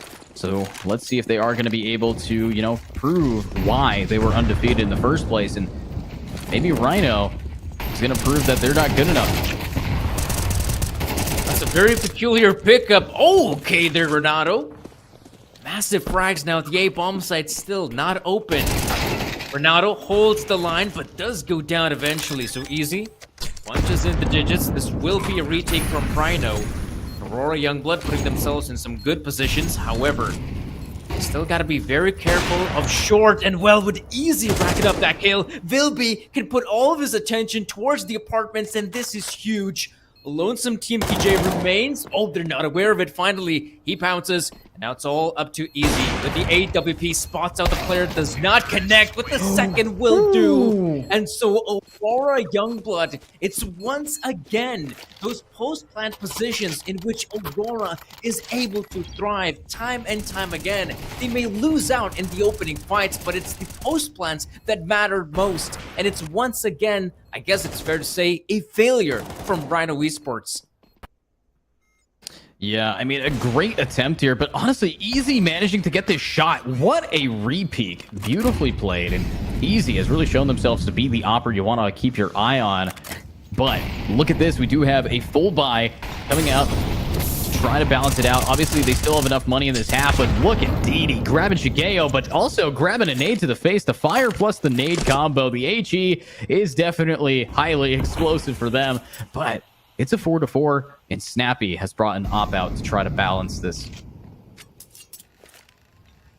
All hinders on a balancing act.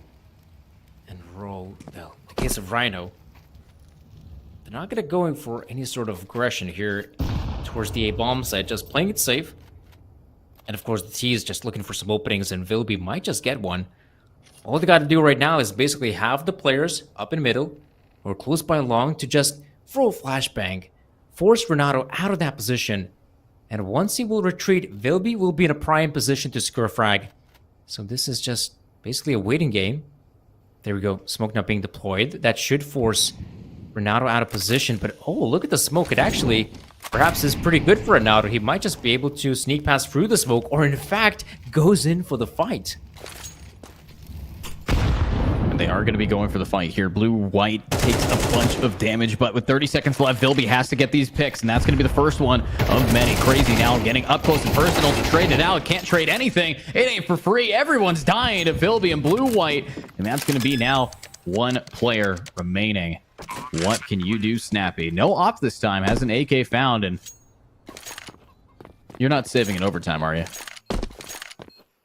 I mean, it's not like Rhyno was swimming in cash, to be honest, so having the op in hand might be, in fact, the right choice. I mean, you can see Aurora Youngblood want to make sure the player does not save that AWP. Oh, no. They're more than happy to go in for the hunt. So Rhyno losing once again. A second round in a row being lost, and you gotta wonder, perhaps with them losing these few rounds, even in overtime, is probably doing a lot of damage to their mental. I wouldn't be too surprised if that's the case. Yeah, especially when you start off strong with picks like these, but it just comes down to the utility usage. Rhyno's utility is not nearly as clean as what we're seeing from Aurora. They know exactly how to clear. They can clear angles just by understanding how much damage their nades are doing. It's so clean. Now, looking into this next round, this is a possible just complete shutout here from Aurora. And Rhyno, they need to be back on the T side ASAP if they want to start cooking up something, but they are out of money in overtime and out of lives for Crazy. And out of time if you're Snappy. This is a big rush coming up, but Snappy's done it before and can't do it again.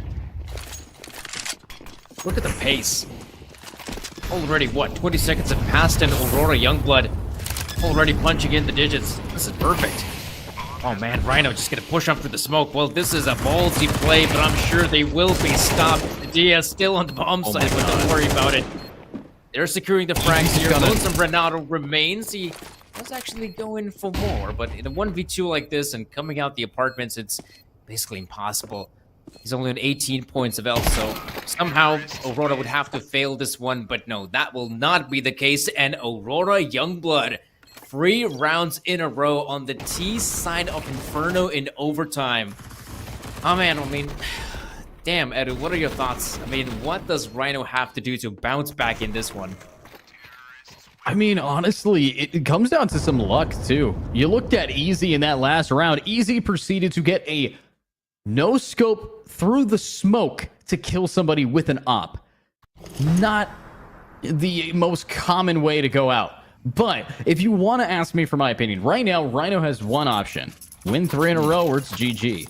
So is that pressure good enough, hot enough, hard enough to make some diamonds? Because pressure makes diamonds. So will we see Rhyno be able to take it? Because if you were watching yesterday's game, Aurora Youngblood proceeded to have an insane turnaround and then carry the momentum they got in game 1 against Dynamo Eclot, and then proceed to win roughly 16 rounds in a row from game 1 to game 2. With the speed, though, Rhyno trying to show off what they're made of, and well, looks like they're also capable of demonstrating pace. After all, Rhyno is a speedy animal. Look at this, also a good frag there for Renato, and look at the retake. It's all happening for middle, so Renato is in a prime position, though. Forget about it. Aurora being very careful that no babushkas are spotting from the window. And so 3 players remain here for Rhyno. They have to make this hold a reality.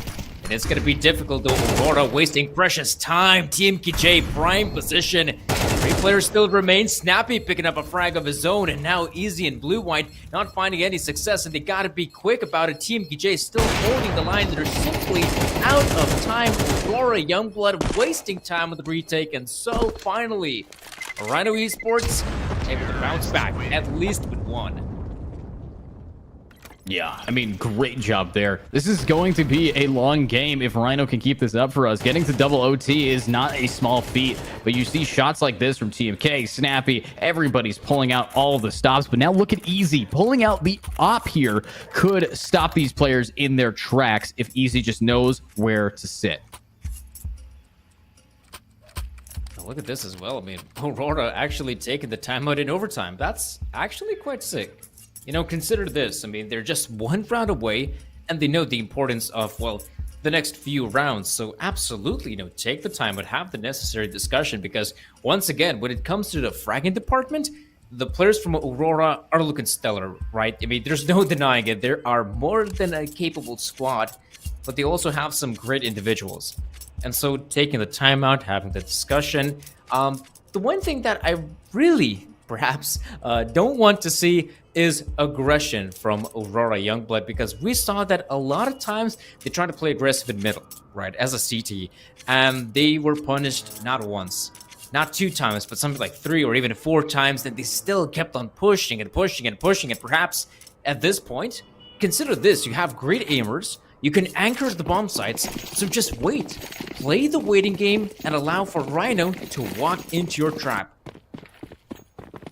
That's a good idea, especially, you know, that's the whole thing. A lot of CTs, they get over aggressive when they feel like they need to put pressure on, but that smoke just went backwards. Let's see this now. Blix might be able to slow these players down. It is going to be a quick rush over towards B for Noise. Might try to bait out some rotates here, but no one's really giving them too much space. So I think they're listening to you, Danny. I think that play of taking it slow, maybe allowing these players to get into those crosshairs is going to benefit them, but Blixie has to prove themselves here.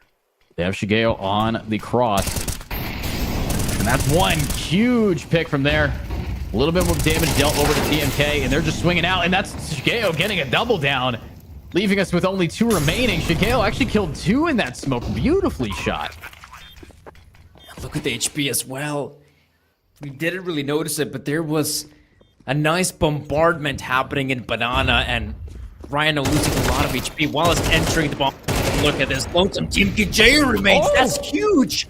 Recovers the AWP. Suddenly there's a chance, but look, they still have utility to work with here. So Rhyno, perhaps Team KJ will make this one work. 1 versus 2 with the AWP. This have to be a huge mistake, but no. Aurora Youngblood managing to close things out here in the overtime of Inferno, 16-13. Wow, 16-13, a very intense game. Probably the closest match we have seen in the Appolo series between these 2 teams yet. And obviously, Aurora is still able to finish it off at the end, was kind of given a run for their money by Rhyno. Rhyno previously was considered in their book a fairly well dominated win, but this time it's very different. So, Danny, looking at this game, looking at potentially Anubis next, it is not looking good for Rhyno. No, it's definitely not. And if you're a Rhyno, you gotta calm down, you gotta chillax. And well, luckily for them, we will be going to a very quick commercial break. So during that time, they could perhaps relax and finally find some energy to continue playing in this best of 3. But for now, folks, we're gonna be going to a very quick commercial break. And once we'll be back, we'll be sure to bring you the second map of our grand final.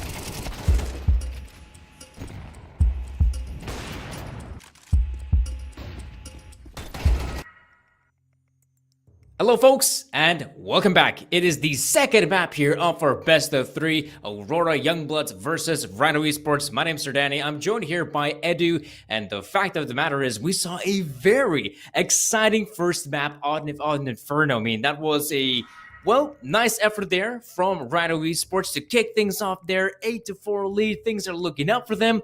But on that second half, we saw that Aurora Youngbloods managed to bounce back in what I would say, and I think, Edo, you would definitely agree, a very convincing manner. Yeah, I mean, what we watched from that game, Aurora was able to bring it back in that second half. The first half, 4-8 final score line favoring Rhyno. Then a dramatic shift in how the game went, and then all the way into overtime where Aurora just decided, I'm done playing with you. I'm not playing with you anymore. I'm going to drop you.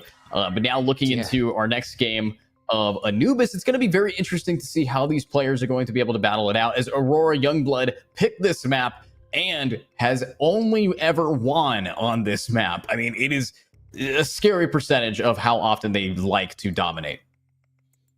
I mean, they've actually been phenomenal on Anubis, right? I mean, you take a look at their track record, and like you're saying, they've been playing some stellar CS on Anubis throughout the entirety of the Appolo series, but in particular on a map like Anubis. And I gotta say this.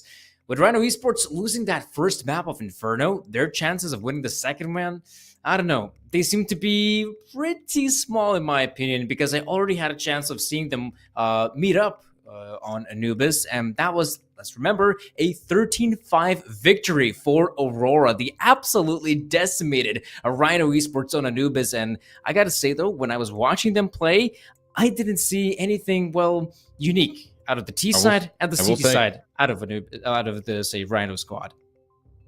Yeah, I will say it wasn't a 13-5 on Anubis. It was a 13-5 on Inferno. So that's how different it got. So in Anubis is actually the map where they struggled a little bit more against Rhyno, but the way that they won was what made it crazy. Rhyno did not really get too many rounds in for a majority of the game until Anubis just took it back. Actually, no, it was reversed. It was Rhyno started off strong, and then they got reverse swept by just a absolutely beautifully well-placed round after round. But we will be getting into our game soon to actually see what is the game plan. Is it going to be a 13-5 like Inferno for them last time? Is it going to be a 13-9 like the last time? Or is it going to be Rhyno's time to get us into a map 3? Well, folks, it's time to jump into our second map of the grand final, Anubis. Aurora Youngblood kicking things off here on the CT side, and Rhyno on the T side. So Rhyno Esports early on moving towards the A-bomb side, but not committing to the push just yet. If anything, look at the aggression from the CTs. They're more than happy to go in for those early engagements. And look at this, a lot being done here. Easy, doing some fine work, but now it's all up to Lonesome Blixit. He's feeling the pressure, but instead, look at this. His teammates have re-aggressed in middle. Let's see it. I like Blixie's push up here, but are they about to get the jump on to Snap? Yep, they are. Snap is snapped. His neck is broken. Look at this. We got people running it down. Crazy needs to get that bomb plant protection, but they're just flying out of the smokes, and they're smoking these players, but that ding comes through. Lots of damage for Rhyno. But there we go. Another one. This is up to you. Oh, Blixie. So ready for this, but one tap versus Glock. It's not going to be easy as time is ticking away. They have to take it slow. They have to go right in for it. The battle of the brawlers. Come on.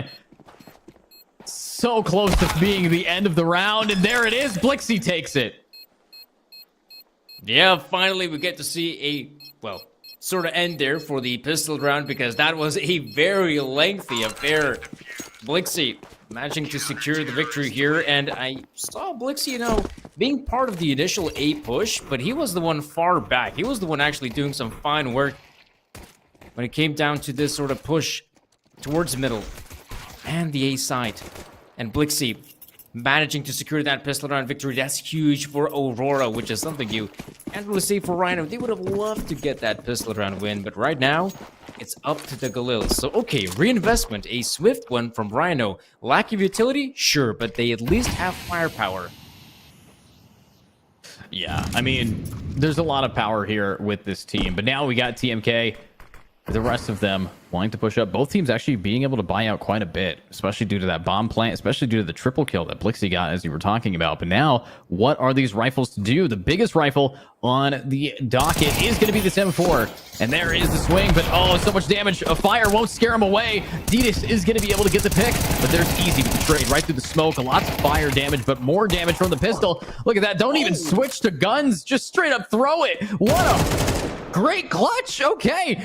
Now it's just up to Rhyno, who's all alone and dead. What a round. Aurora, especially Shigeo. What? Or Vilby. Sorry, Vilby cooked there. Stellar performance. Yeah, Vilby fine shooting with pistol.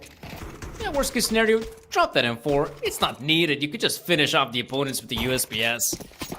So yeah, Rhyno, like the attempt there, but as you can see here, folks, our sponsors, GG Bet, looking at the odds right now, Aurora Youngblood's favorites heading into this one, and perhaps rightfully so, especially after their performance on that first map, and well, oh my goodness, the pistol is doing some fine shooting there in water.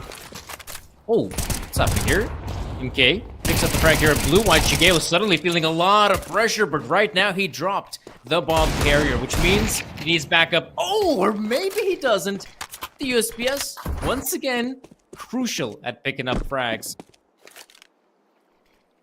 Let's see it then. If they want to pick up these frags, they're going to have to take it slow. Snappy only has a deagle in hand.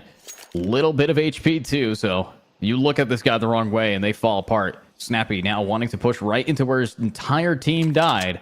Not ideal. Finds an MP9. It's all about timing here, but Easy is going to be the guy to punish. The smoke is fading. And look at that. Just shoulder to shoulder. There's going to be the kill. And a very expensive round for Rhyno both times is now going to finally end in Aurora just keeping up their lead and starting off strong. Yeah, at least keeping the majority of the players alive is absolutely crucial if you want to build up that economy. Right now, Rhyno, let's see. It's the proper round. It's the gun round. So early on, they could be deploying, say, a smoke grenade down in middle, and that is exactly what we'll see. So now the smoke being deployed towards... in fact, it's going down towards B connector. Okay, that's also a viable position, but look at this aggression early on from Aurora. This is the one thing you gotta be aware of your T. That's why you have a player defaulting there in the form of Crazy, I believe, alongside his buddy Team J. Look at this as well. Vilby just walks into the fire, forced out, and now Aurora's Blixie has to hold on to bomb site, and this is oh so difficult. Nice tap there on the player, but he needs backup desperately. He holds the line, but where are his teammates? Diaz takes down Blue White. Blixie, uh-oh, up and above. There's the DS. And wow. What a great round for Rhyno. The bomb now. Yeah, great round.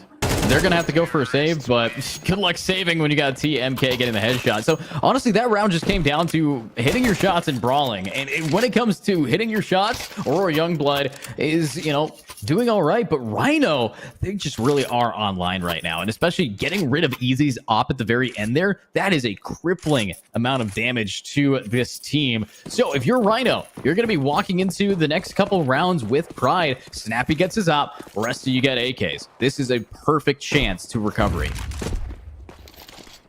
Oh wow, Snappy. Oh, quick.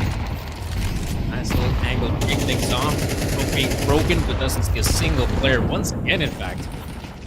Oh, look at the damage that's been dealt to Snappy. There's still yet to see a single player, but yeah, Aurora shouldn't be counted out just yet. After all, they have a rifle. Well, in fact, two, if we count the FAMAS as well. So Aurora just gotta play it safe. Really, they don't have the utility to go for any sort of aggressive plays, so it's gonna come down to whether they make the right choice, because they're currently playing on their default setup, though they do have, by the looks of things, two players towards A, Easy towards camera, and now it is gonna be Blixie and Blue White feeling the brute force. This advancement. Oh, what's this? Blixie not aware of anyone coming from B connector, and that basically settles it. If you're Rhyno, you're gonna punch in those digits and secure the round win, because Shigeo and Vilby simply, well, they gotta save their guns, simply put. Yeah, they're saving guns, getting kills, and that's going to be a clean double down. They line up and shut out. So, yeah, Rhyno, great job there. We did see a little bit of a force up coming out here from AYB. So, looks like these guys are going to be running into a bit of a concern. Rhyno might be starting a come up. Yeah, I mean, Rhyno, on the T side, this is, you know, the half in which you want to secure the majority of the rounds, and really T-side Anubis allows that. If you have the playbook, if you have the approach in mind, that is absolutely doable. And by the looks of things, Aurora just stacking here in middle. I mean, that's a fair position to hold, but I have seen that some teams are more than willing to throw some early grenades in mid. With that flashbang being deployed, Krasi in prime position does go down though. Snappy, oi oi oi. Gotta be careful, the AWP might hit your shots, but the USP's also capable of doing some fine work as well. Some players' USPs will be going down. So, nice attempt at an eco. Nonetheless, it's a victory for Rhyno. Yeah, now we're tied up 3-3, but remember, Rhyno started us off 8-4, so don't rule out AYB until that score line actually is favoring their team or Rhyno. So looking at this, I'm pretty excited to say that Aurora finally gets a bye. So rifles back in their hands, the curve of Counter-Strike allows them to now try to balance this back out. And of course, AYB, all they need is one more map and they are done and guaranteed to go to Lisbon. Guaranteed $5,000. That's massive. Second map is also important for both teams. This could be the difference maker. This could still be an opportunity for Rhyno to bounce back, and this round in particular, where Aurora does not have the best investment. Oh, look at this. Lonesome Blixie remains. He has to go in for the fight, and he will be punished. And look at this. The wraparound from mid as well. This is looking perfect for Rhyno, entering the bomb site with ease. See it then. If they're going to enter the site with ease, are they going to be able to get any exit frags with ease? Let's see if they have what it takes. Obviously, this team is very strong, but when they go down like that, it's going to be Rhyno getting it again. Flawless during a rifle round. This is a scary position to be in, and I think that we're going to have to be a little bit concerned about these two teams now. The one thing I'm definitely concerned about is the A-side hold, because so far it has not looked good for Aurora. And the fact of the matter is, I mean, they have a good player there in the form of Blixie, and, well, they should be a capable player to deal with the A-side defense. And, well, usually, how it is in a map like Anubis, you tend to have only the one player towards A and perhaps some guy towards middle that is playing, say, towards camera, who can make a swift rotation towards the A bomb site if that will be necessary. But free players from Aurora should be positioning themselves on the B side, of which one should be keeping a close eye on B connector. But the way things are playing right now, it does feel like they will have to soften up the B defense in order to maintain a stronger foothold on the A side. And, well, we'll see if that will be the case, though. Right now, I don't think we're going to be seeing any sort of major shifts. After all, it's just a round with mere pistols. Yeah, it's just a early on round here, so nothing too terrible to see. But again, though, Rhyno, they can't finish it out. And I know that sounds a little bit harsh, but a lot of the times against this team, you'll see Rhyno start off very strong, but then something will activate in the minds of Aurora Youngblood, and they'll be able to just scare them away. So yeah, we're going to be looking at a pistol party, as we talked about before, but are there any party poopers? Are we going to be seeing anybody get actually punished or over aggression, things like that? That's what I'm looking forward to right now. Well, looks like Aurora still decided to put more players on the A bomb side. I mean, it's not surprising if you're on the T side, say, and you see that the A side has been the weaker area of the map. It does make sense to continue pushing that part until there is some sort of, say, reaction. Here, though, oh, look at how swiftly they're entering the bomb site. Shigeo is in a very awkward position behind the pillar because, yes, Didiaz is in front of him. But Team P will also. Shigeo does go down, and so the push from Rhyno will be swift. As they enter the bomb site, they will notice not a single soul remains. And so that's an easy bomb plant and eventually a round win. Yeah, smart plays, smarter angles to play it at, and I think they should be able to hold this, especially knowing that it's just pistols, but we've seen what a 5.7 could do, what a Tech 9 could do in the hands of a lot of these players. So, indeed, wanting to hold this fight, will get blinded, but the teammate's going to swing with them. We are seeing a trade-off, but look at all the damage. Just that one remaining. Easy. Looking pretty easy when a Glock and a AK can finish you off all alone. Great attempt there. And also look at the cash buildup for Rhyno. This is insane. They've managed to win just, well, you could say just 5 rounds, but I do believe throughout the majority of those 5 rounds, at least 4 players seem to have been surviving. Which means for Rhyno, this is a huge boost for the economy. Basically, we're going to continue playing this entire first half, and I don't think they're going to have to worry about an eco anytime soon. So yeah, if we take a look at the current setup, oh man, the Molotovs. So much damage being dealt, and Blixie, he's going to be happy about that. Yeah, very happy with this outcome. I mean, just smart plays from smart players, making it into our next round here with already 1 kill down on the Snappy. And I believe Snappy did come into this with an op, but look at Crazy grabbing Blixie down, being able to open up a decent push here. Could be the new chance for them to really shine, but looking at the trades, it's 4v4. Not the best kind of angles here. And there's the bomb down, burned away. TMK, though, from the other angle, opens it for his team and almost single-handedly saves the site. That's huge. Massive frags being picked up, and Renato secured the frag on Vilby. He doesn't, though, which means Aurora has a chance. Easy and Vilby have to be quick about it, though. No defuse kit. So the frags must be swift, and the positioning there from Krasi, that's sick. I mean, Team K is already in a position which is very hard to clear for the CTs, but now Krasi coming in here. Oh, that's perfect. Nice frag onto Easy, and Wilby has a very difficult task ahead of him because he might get rid of Krasi, but let's be real, there's barely any time remaining, and so Aurora will have to lose yet another round, and Rhyno continue on with their successful streak of rounds. Yeah, very successful. You know, I think it's very funny that Snappy was like, I'm on fire. What's the best place for me? Probably the water. Dies before he gets to touch it. So, you know, little funny moments like that. But looking at this, Rhyno up a solid amount of rounds. This is the best possible Rhyno team I've seen. They've had a lot of issues, but now, today alone, they are a standout team that I think could honestly reverse sweep this if they keep it up. But Aurora is a team to not be ruled out until the game's over.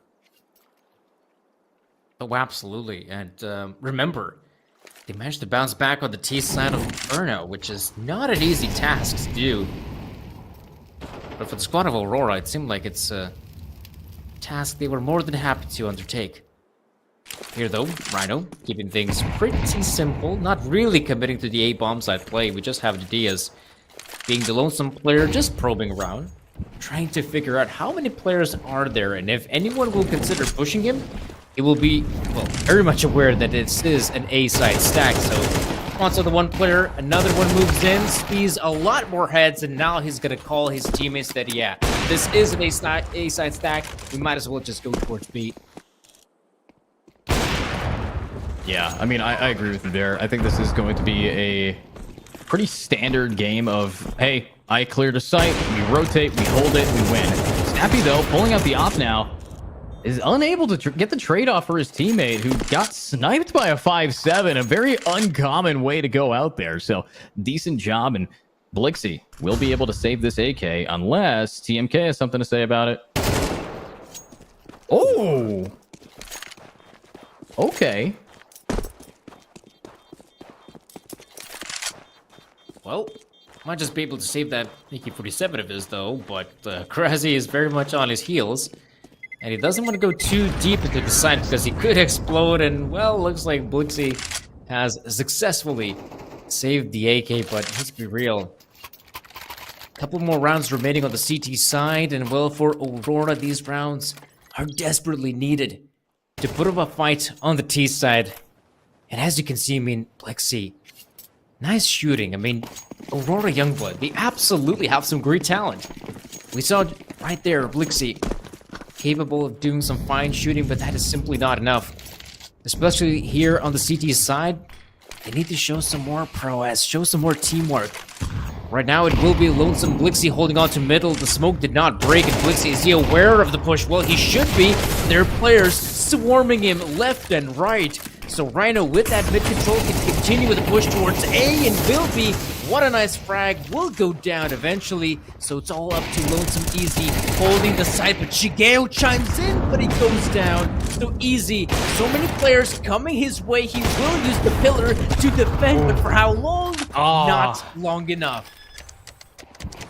Wow. I mean, great utility usage to scare them out, but Rhyno is just on top of things right now. This could be another 8-4, hell, maybe even a 9-3, Danny. So looking at how this game is going, you have a bunch of players really anchoring this down. So if you are Aurora Youngblood, what is the plan? What is the strat? Obviously, we haven't seen the timeout really be efficient for them. It's really just coming down to maybe taking less fights early, because you have Easy kind of left alone and a lot of players dying in mid. So back up in the mid, anchor back a little bit, and take your time, because now you're going into the last round of the half with only Blue-White's gun here. I think the rest of their team is not going to be able to afford a buy. I could be wrong about that. I think they should, because of the lose money bonus. They'll have just enough to make that reinvestment a reality, thanks to the safe weapon of Blue White. But yeah, this CT side is looking terrible, in fact. And as you can see, GG Bet right now even favoring Rhyno Esports heading into, well, a potential victory of the second map, to be honest. And well, if you take a look at Aurora Youngblood, well, the investment will be rather okay. But one thing that has been bothering me for some time now is, well, middle. In fact, Aurora Youngblood haven't done a good job at defending middle whatsoever. A lot of times it seems like it's just the one player there, though clearly the A side hold is no longer a big issue for them. Middle requires more than just two people to hold, by the looks of things. Usually it should be just the one individual, but even Lonesome Blixie is not capable of defending against so many players coming his way. So perhaps you've got to change things up. Leave two players towards middle, two players towards the B bomb site, and, well, one guy towards A. And maybe this default setup could help Aurora Youngblood to secure at least one more round here on CT side Anubis. Yeah, I mean, I think this could definitely be a better shot if they go onto the T side, but their CT, as you said, is not ideal. It's not exactly where you want to be right now. So looking at this next one, we should be seeing something scary here. Snappy going for a lineup right here. Look at the positioning of Shigeo. This is a very aggressive angle. And it pays off with the bomb carrier down, but the killers are actually going to be running, man, crazy, getting it down beautifully. And that's the kind of gameplay I want to be seeing from them. Now they have what it takes to maybe move into a new position. And oh my god, they're not done. Vilby, last player standing, prevent a 9-3. No way. I don't see Vilby may somehow making it an 8-4 for Aurora. He should be going down relatively quickly, though. Nice few frags, but there we go. The setup is way too strong at Rhyno. Wow. I mean, 9 rounds on the T side of Anubis and 9 rounds in a row against Aurora. That is a very impressive scoreline. And I gotta say, though, I liked what Aurora did in that round. Finally, we saw some aggression towards water, but not only that, it was coordinated aggression. It was not just one guy pushing out there, as we did see for a long time on Inferno's T side, but it was actually a coordinated effort. We saw players coming out from B connector. We saw a player coming out of A, but simply was not enough. And admittedly, at the worst possible time, when it was Rhyno Esports that decided to hit the B bomb site. And yeah, of course, Shigeo gets overwhelmed super quickly, and Aurora Youngblood basically, well, doesn't stand a chance. Yeah, I mean, Aurora Youngblood, though, we said, not really an ideal position last game. They managed to bring it back, reverse swept overtime. So I don't rule it out, especially with a map like Anubis, which is their map, and they play better on T than anything else. We saw that on Inferno. We saw that last time they played on this map. So I'm not ruling them out yet, but what I am ruling is that mid is going to be a real pain to push into. Oh, never mind. Double down. Shigeo got a triple. Oh my god, a triple kill for Shigeo. Could go for more, but Snappy gets a kill of his own. And look at this. The B-side push is now looking very much the go-to plan for Aurora. Snappy up in bridge. Blue-White is expecting another player to be here. And Krazy, when will he reveal himself? He does it so, but where is Snappy? He needs the backup of his teammate, but well, Krazy, nice shot onto Shigeo, but that simply will not do. And Aurora Youngblood, well, clearly, I mean, they know that teams tend to stack, say, middle, and they, well, absolutely dealt with that push. Had some nice positionings, the Glocks running up close, and the players with the USBs being overwhelmed super quickly, and there really wasn't nothing much Rhyno could do at that point. Yeah, not a whole lot of opportunities there, but if Aurora Youngblood starts off strong, they want to keep that energy going. But Rhyno, again, going for the save, fully saving this time, knowing that this team is going to be able to buy rifles and it's not even worth trying to compete with right now. A smart idea, but will it actually pay off in the end? We do see some shots fired, and that's Blue-White getting a double, getting a triple, and Easy gets the fourth, leaving us now with one player on the pillar. They shouldn't be spotted yet, and they get the tase. Okay. Great. That's sick. Well, nice Zeus kill there for Rhyno. A nice way to enter the bomb site. Sometimes it is in fact a better approach. If you know that your opponents are going for a bit of an eco, you can absolutely just walk into the bomb site dry, though perhaps using the Molotovs beforehand would be a nice way to clear out some of the angles.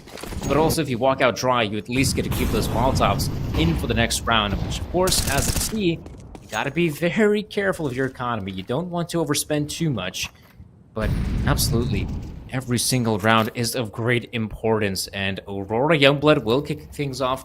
But having a 3-man setup here towards water.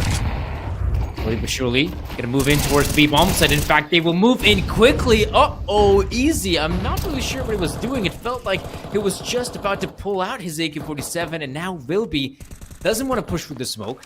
With 2 players going down, Aurora will just, I don't know, desperately look for some openings. Yeah, Aurora doesn't really have that many options here. Losing out on 2 against these rifles, and honestly, Rhyno in a beautiful position, but Vilby needs to change that right here, right now with this pick onto Rena2, but that's not going to happen. What a shot, taking him down yet again and locking these players out. So, how is the play? Another one for Crazy. This is definitely going to be a potential map number 3. Rhyno, they're keeping it going, but Shigeo, great trade. And another, okay, hold up. Ace clutch.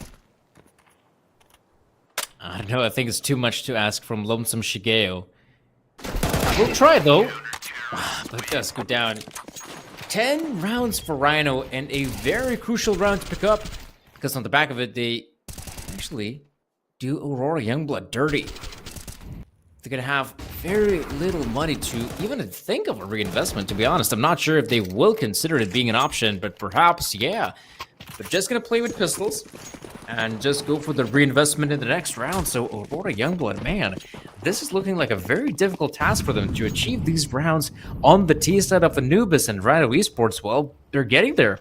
Every single round, they're getting just a little bit closer to that victory on that second map, which means the third map could be inevitable. But for now, fast play with the Tech 9s. Okay, middle being overwhelmed. They could continue with a push down A, but Snappy does a fine job at deploying the nade. Oh, will be taken down by Blixie. This means that Lonesome Renata has to hold on as the players move in, but where is the backup? Renata doing a fine job with the spray, bomb being planted, but look at this, the rotate is very slow from the CTs. Yeah, it's not really coming through, but they don't need the rotates as long as they get the kills. The bomb is now planted for them. They can stick it here if they need to. With only 2 remaining flashbangs, util, everybody's trying to scare Shigeo out of here, and this is going to be stuck. Blixie having to now save the M4 they found, and that's a huge round yet again going over. But, you know, not a bad eco, because you look at this team they came in with pistols, they walk out with an M4 and a bomb plant, but is it too little too late? It's 5-11. We've seen them turn these around, though, so I don't know. This could be the start of something, but if Rhyno gets match point advantage before Aurora gets their next score, the game's over. We're going to map 3.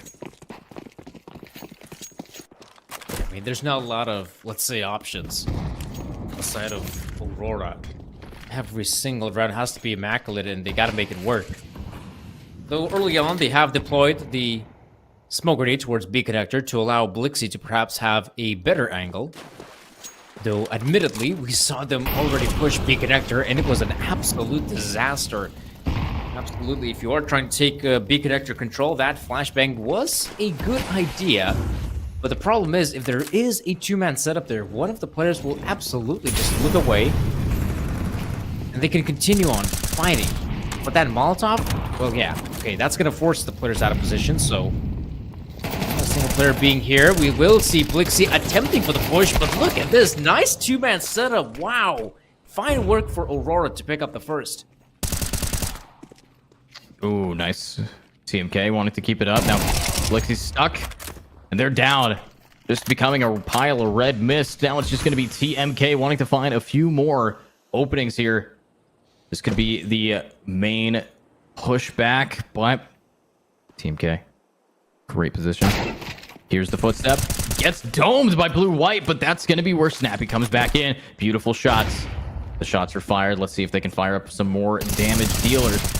Snappy pushed and killed. Crazy's going to be able to get the trade, but Easy's now in a 1v1. Knows that the player is back. Easy's off. Can be so easily swung. Oh, they spotted him, but they heard it. The right click, no scope. And Easy's down. Oh, that's so frustrating for Easy. It looked like he might have had that one. Was aware that the player should be at dark or perhaps behind the pillar. But look at this blue-white. Nice way to bring things back for the side of Aurora, but maybe, yeah. It's a little bit too late now. 12-5, Aurora Youngblood. Man, I can't believe what I'm watching right now. Rhyno Esports doing so well here on both the C. Well, first we saw on the T side, but now on the CT side as well. And it looks like Aurora just simply not finding an answer. Well, perhaps things will change here. Middle, Krazy holding the angle. Oh, look at that, blue-white. Nice pickup, but still. Even Stevens, Snappy though. Okay, there, Blixie goes down, and where is the push from A? It should come in right now. Easy and will be. Could overwhelm. Lonesome Renato there on the bomb site. Snappy picks up the frag on Shigeo, and uh-oh, it's also Lonesome Bilby, and he simply can't make it work. So, ladies and gentlemen, that is going to be a victory there for Rhyno Esports, and I gotta say though, I did not expect that whatsoever. Yeah, no, Rhyno Esports definitely upsetting the competition there with a great second map. But now we go over to Ancient. Ancient is one of the least seen maps because it's normally a decider or banned for Rhyno, normally a decider or banned for this other team here. So it's like we don't get to see many other Ancient maps here. But with it comes something new. A little bit of a break for both of these teams to take a deep breath. And when we come back, we are going to be seeing who qualifies for a LAN event and who also wins $5,000. So stick around, everybody. We'll be right back.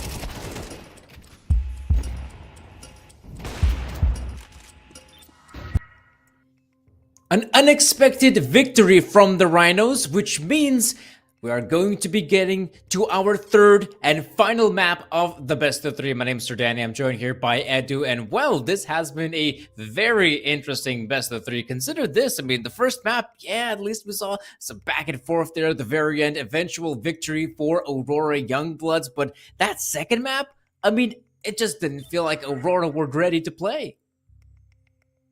Yeah, honestly, that was so uncharacteristic of what they've done in this tournament against so many other teams, including Rhyno, that now looking at this, it's going to be a lot of pressure on their backs. But here's the thing. Ancient is a decider map. Here's some stats for you. In this tournament, overall, even group stage, Aurora has a 22% win rate on this map.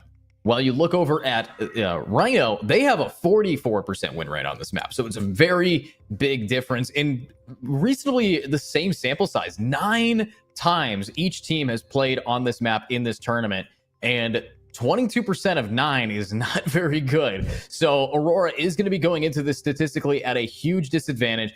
Might be different though. Maybe it was about who they were playing against, but with Rhyno having played so much today, I feel like they're the most warmed up and competent team in the playoffs right now, in the finals, that is willing to really show that they are the Portuguese team that wants to make sure that they win on their home turf.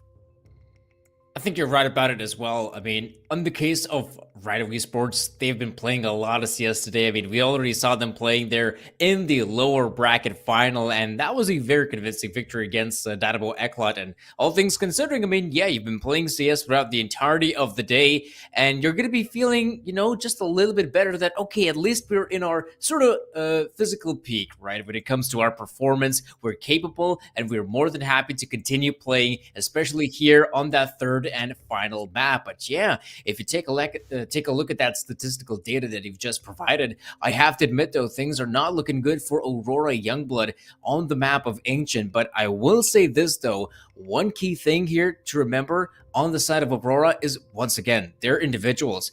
Yes, they went missing, I think it's fair to say, on a map like Anubis, but it also felt like they really didn't consider utilizing some of their tactical prowess. I mean, we saw basically at the last round of the CT side where they actually decided, you know what, we know how to show aggression on Anubis. They pushed water from B connector, and that was great to see. However, I think it came just a little bit too late, whereas Rhyno Esports, throughout the entirety of that first and second half of Anubis, they were just rolling. They were looking solid as ever, and there wasn't much of a response Aurora could have come up with. But here, on a map like Ancient, I think that, yes, you might have said that Rhyno Esports might have the better track record, but I think for Aurora Youngbloods, this is once again an opportunity to think, okay, how can we put our players in prime positions where they can actually frag out of their minds?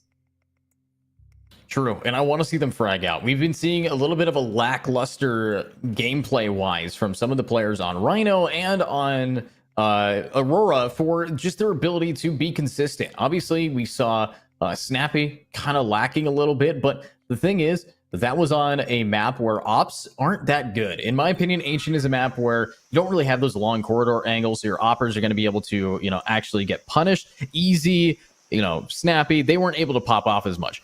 Ancient, however, is a map that dominates with oppers. So this is going to be very interesting to see how that dynamic benefits Aurora or Rhyno. But looking at this mid rush, it's actually going to be the knife round to see who gets decided, because it is the decider round right now. So, you know, let me ask you, who do you think takes this? Ooh, the knife comes in. Boopity swoop, swish swash, and well, Rhyno. Okay.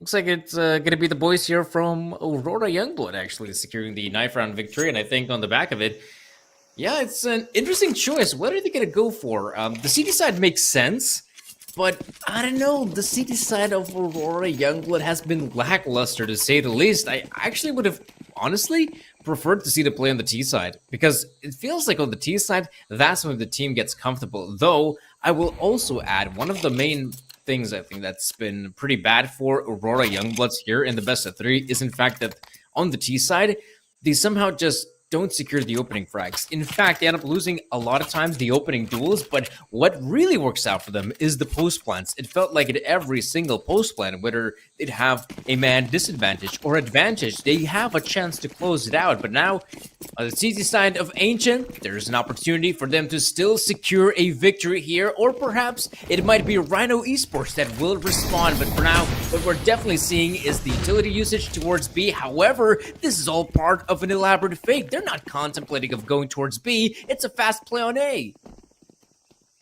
All right. I mean, if they're going to be going for a fast push, this is where we're going to be seeing some fast gameplay. Crazy getting the first pick down onto Shigeo, but now Easy getting the trade. But wait a minute, it's a bait. The bomb being planted all the way over on B. Everybody now has to go for the retake, and they're going to do wonders with these dualies. Getting a pick down on TMK. We have some more shots, another fired. More damage to be dealt, but Snappy's not done. Snapping ahead's getting more and more, leaving us only with one. And you can run, you can gun, but you're not going to be the last one standing. Great round here from Rhyno, already starting off strong. What a great way to kick things off if you're Rhyno. That's a nice pistol round, to be honest. I'm personally kind of a big fan of throwing down the mid smoke towards Sniper's Nest and then having your teammates just go donut and towards the A bomb site. But clearly, that one was even better, to be honest.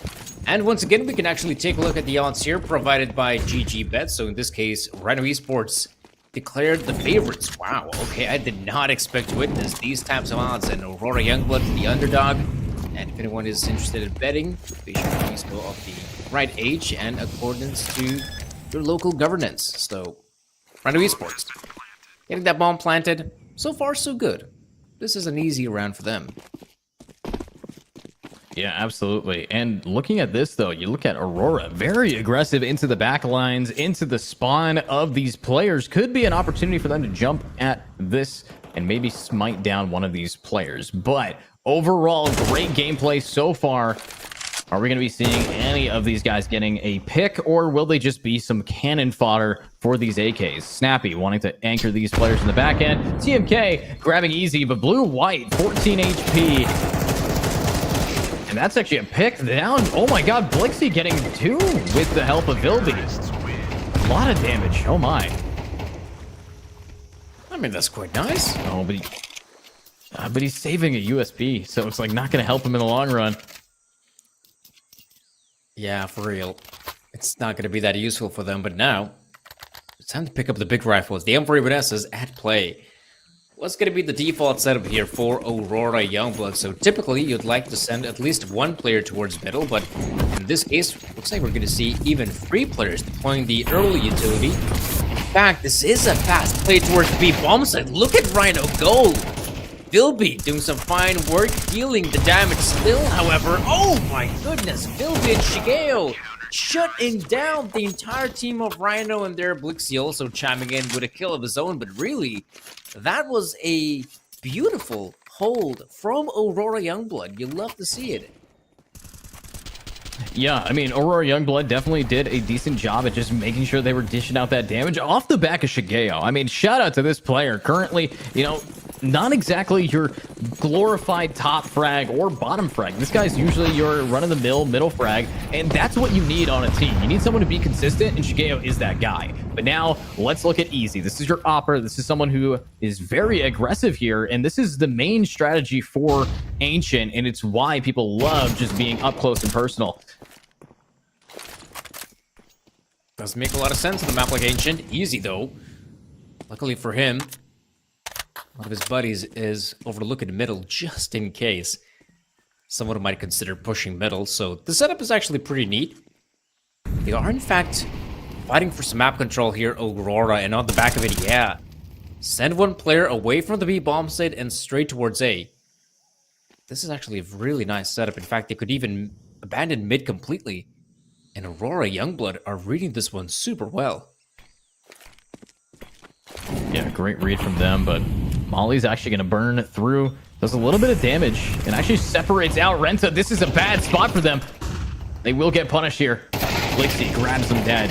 And there's the shots fired, though. Crazy and Snappy, they have to get these picks. Snap on more heads, but no, Shigeo consistently getting these picks. Leaves us now Vilby in a 1v3 as he hears all the footsteps. Great little cubby spot. should not be spotted quite yet, but Diaz is going to be there, and there's your teammates to help the swing. Now one coming up the ramp main. It's just up the TMK. And they do so much damage, but nothing finishing off. And they're gone. A tied game. Aurora will be back in it.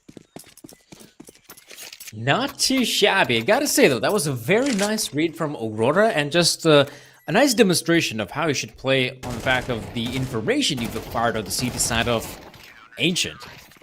We saw early on, mid control being contested there by the CTs, and also the ramp control. And on the back of the information that, okay, there's nothing in the B ramp, there's nothing in middle, you could actually focus more towards the A bomb side, and that is exactly where the push took place from Rhyno.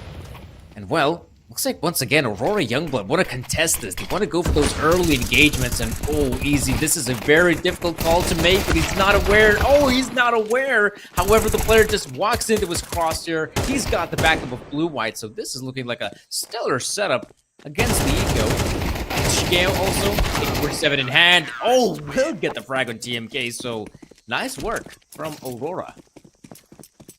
Yeah, wonderful work there. They went from being down 2 rounds to being up 1. Beautifully played. And now we're going to be seeing a little bit more of this kind of aggression from them. They're finding their confidence, which I'd say that should scare Rhyno into calling a timeout. If you're seeing that your enemies are getting way more confident in that mid, yes, you could try to fight them in mid, but at this stage of the game, it's just better to let them have it and focus on trying to find their weak points, because they sent 3 to 2 mid early in the round, leaving A completely open. But lots of options here for these teams to contemplate. Let's see if they're going to find some kills. Easy will do it onto Snappy, and Blue-White does it onto DD, and now Blue wants more. They don't spot him. Oh, so focused on middle. Easy. Oh, it does go down, but look at the frags. Look at all the frags, way. in fact. I have no idea how Rhyno managed to bounce back from that round. Jeez, we have to see a slow replay and then figure out what just occurred, because Blue-White, look at this. This is some prime positioning, but he simply does not see the player. And Renato somehow picking up those 2 frags, and the mid defense crumbles completely. Even though Aurora had some great positions, it felt like once again some of the players got a little bit too frag hungry. Yeah, I mean, we did see a lot of frags coming out, but not a lot that you would anticipate them to be able to lose that. But unfortunately, you just allowed a Galil in one player's hands to completely wreck your day. But now here's Blue-White wanting to push on up. It's a great angle to be in, but Vilby's there as well. Shigeo continuously getting these smoke shots. Almost does it again onto TMK. Huge picks from Blixie. Shigeo does it onto him. That's 2 down for no trades. Run it 2. Needs to now push onto the site. Spots out 1, but if they get spotted out, we are going to anticipate a rotate. Look over, though. It's crazy getting the headshot down, and they will commit to planning. Shigeo is all happy for it. Wait, no, they have to back out. Nice. Bomb still in the possession of the CTs. They should be aware of it. Meanwhile, you can also see on the minimap, there is the DS coming in the backlines, and so far, Blue-White does not even anticipate this being an option. Okay, now he does.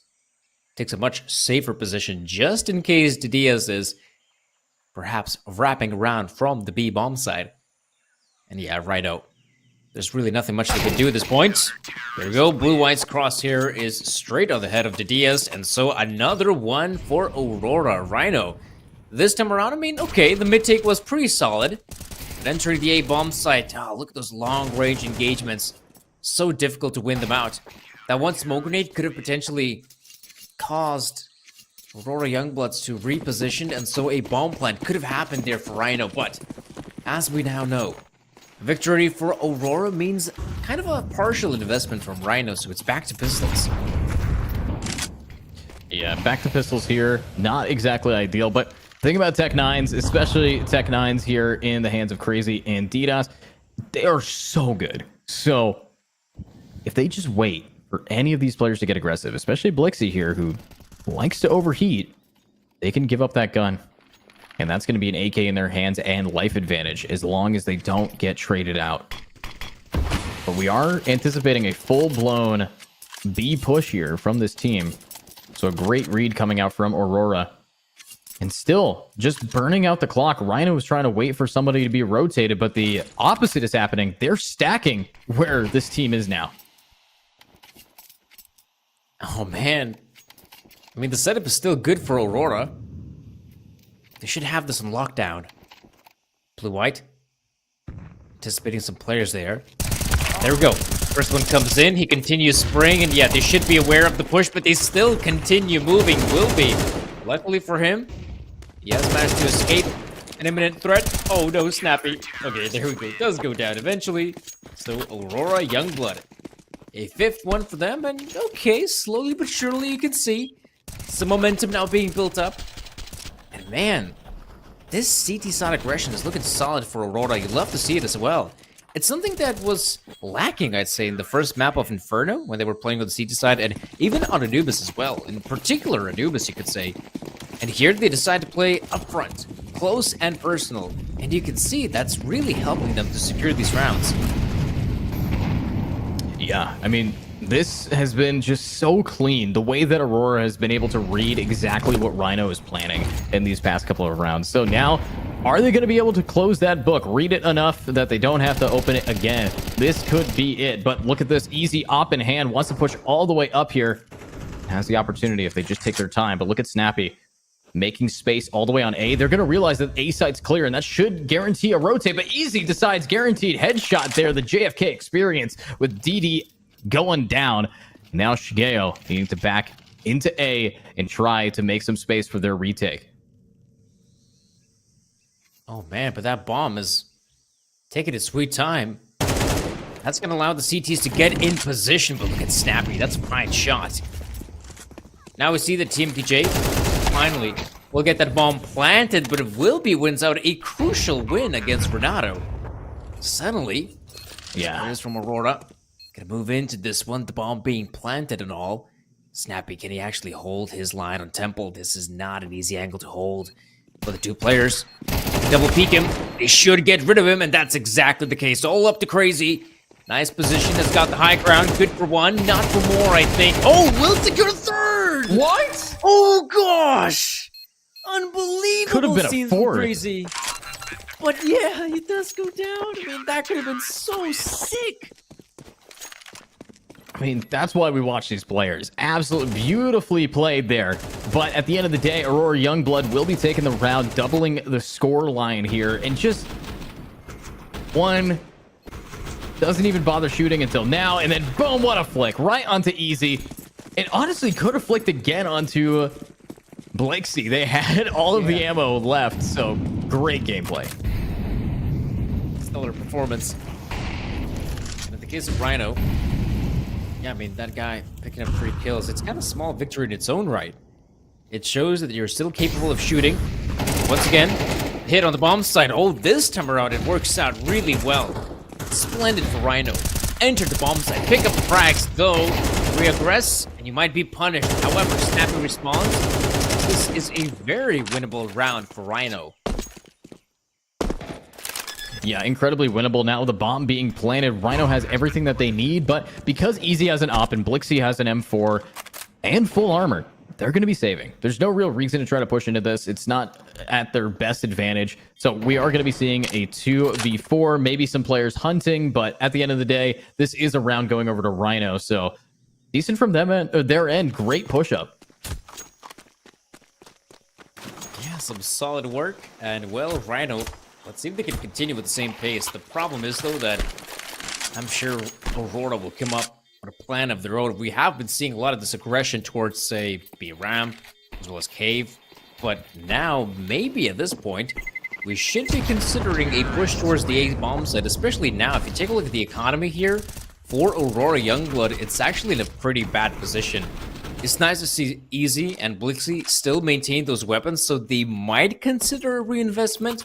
But because some players, like Vilby in this case, would have to play with the MP9, perhaps some aggression of the CT side in some areas of the map, like the A-bomb side, could be a useful addition to spice up the Aurora Youngblood CT playbook. Yeah, but look at this. This is not a spicy play. This is very standard. But what a uncharacteristic miss from Easy. Could have been a early first blood. No one anticipates an op being that quick. But look at that. Shigeo getting the pick down anyways. Does not care where their team's at. TMK getting the trade. Easy picking it up with a clean pick onto the player in Donut. This is the kind of gameplay you want to be watching. But the bomb slowly tapped away. And look at that lurk. DD will get one and traded. Now it's just Snappy in a 1v3. Oh man, poor Snappy. Not a lot of HP as well, and does go down. Rhyno Esports, I mean, you love to see it. I mean, initially, it looked like a good idea. Again, with the initial push towards the A bomb site. But look at this. What a nice little boost. Again, I mean, spicing things up, but Easy. Man, it looked like he had that guy. But yeah, as we can see, Rhyno Esports still... They might have gotten themselves a bomb plan, but yeah, with Lonesome Snappy remaining, there's nothing much you could have done. And Rhyno Esports... It kind of feels like they're starting to run out of ideas here in the T side, and well, luckily for them, I guess the T side is coming to a close. But they still have one more round to work with, and they gotta come up with something interesting. And by the looks of things, we're seeing a repeat of the previous round. Yeah, just a little bit of a repeat here. But will it be a repeat in the outcome? Will Aurora be able to take it? This time, they do not have Blixie to get some clean picks because Blixie is already dead. Leaving us now with more shots fired. Shigeo able to get the pick right through the smoke on a Snappy. DD is going to be able to grab blue-white. The bomb is planted, but with 3 against 4, it's all about the util. Great util to now try to keep up the stall. All of the smokes. And Easy's just gonna fly on out, and that's not a great idea. Punished from that from Crazy. And another one flying out. Come on, you can't do it twice. I don't know, maybe the third time would have been the charm, really, if the third guy would have come through. But yeah, as we saw, Rhyno Esports, what a successful hit on the A-bomb set. And finally, they've managed to read the CT side setup.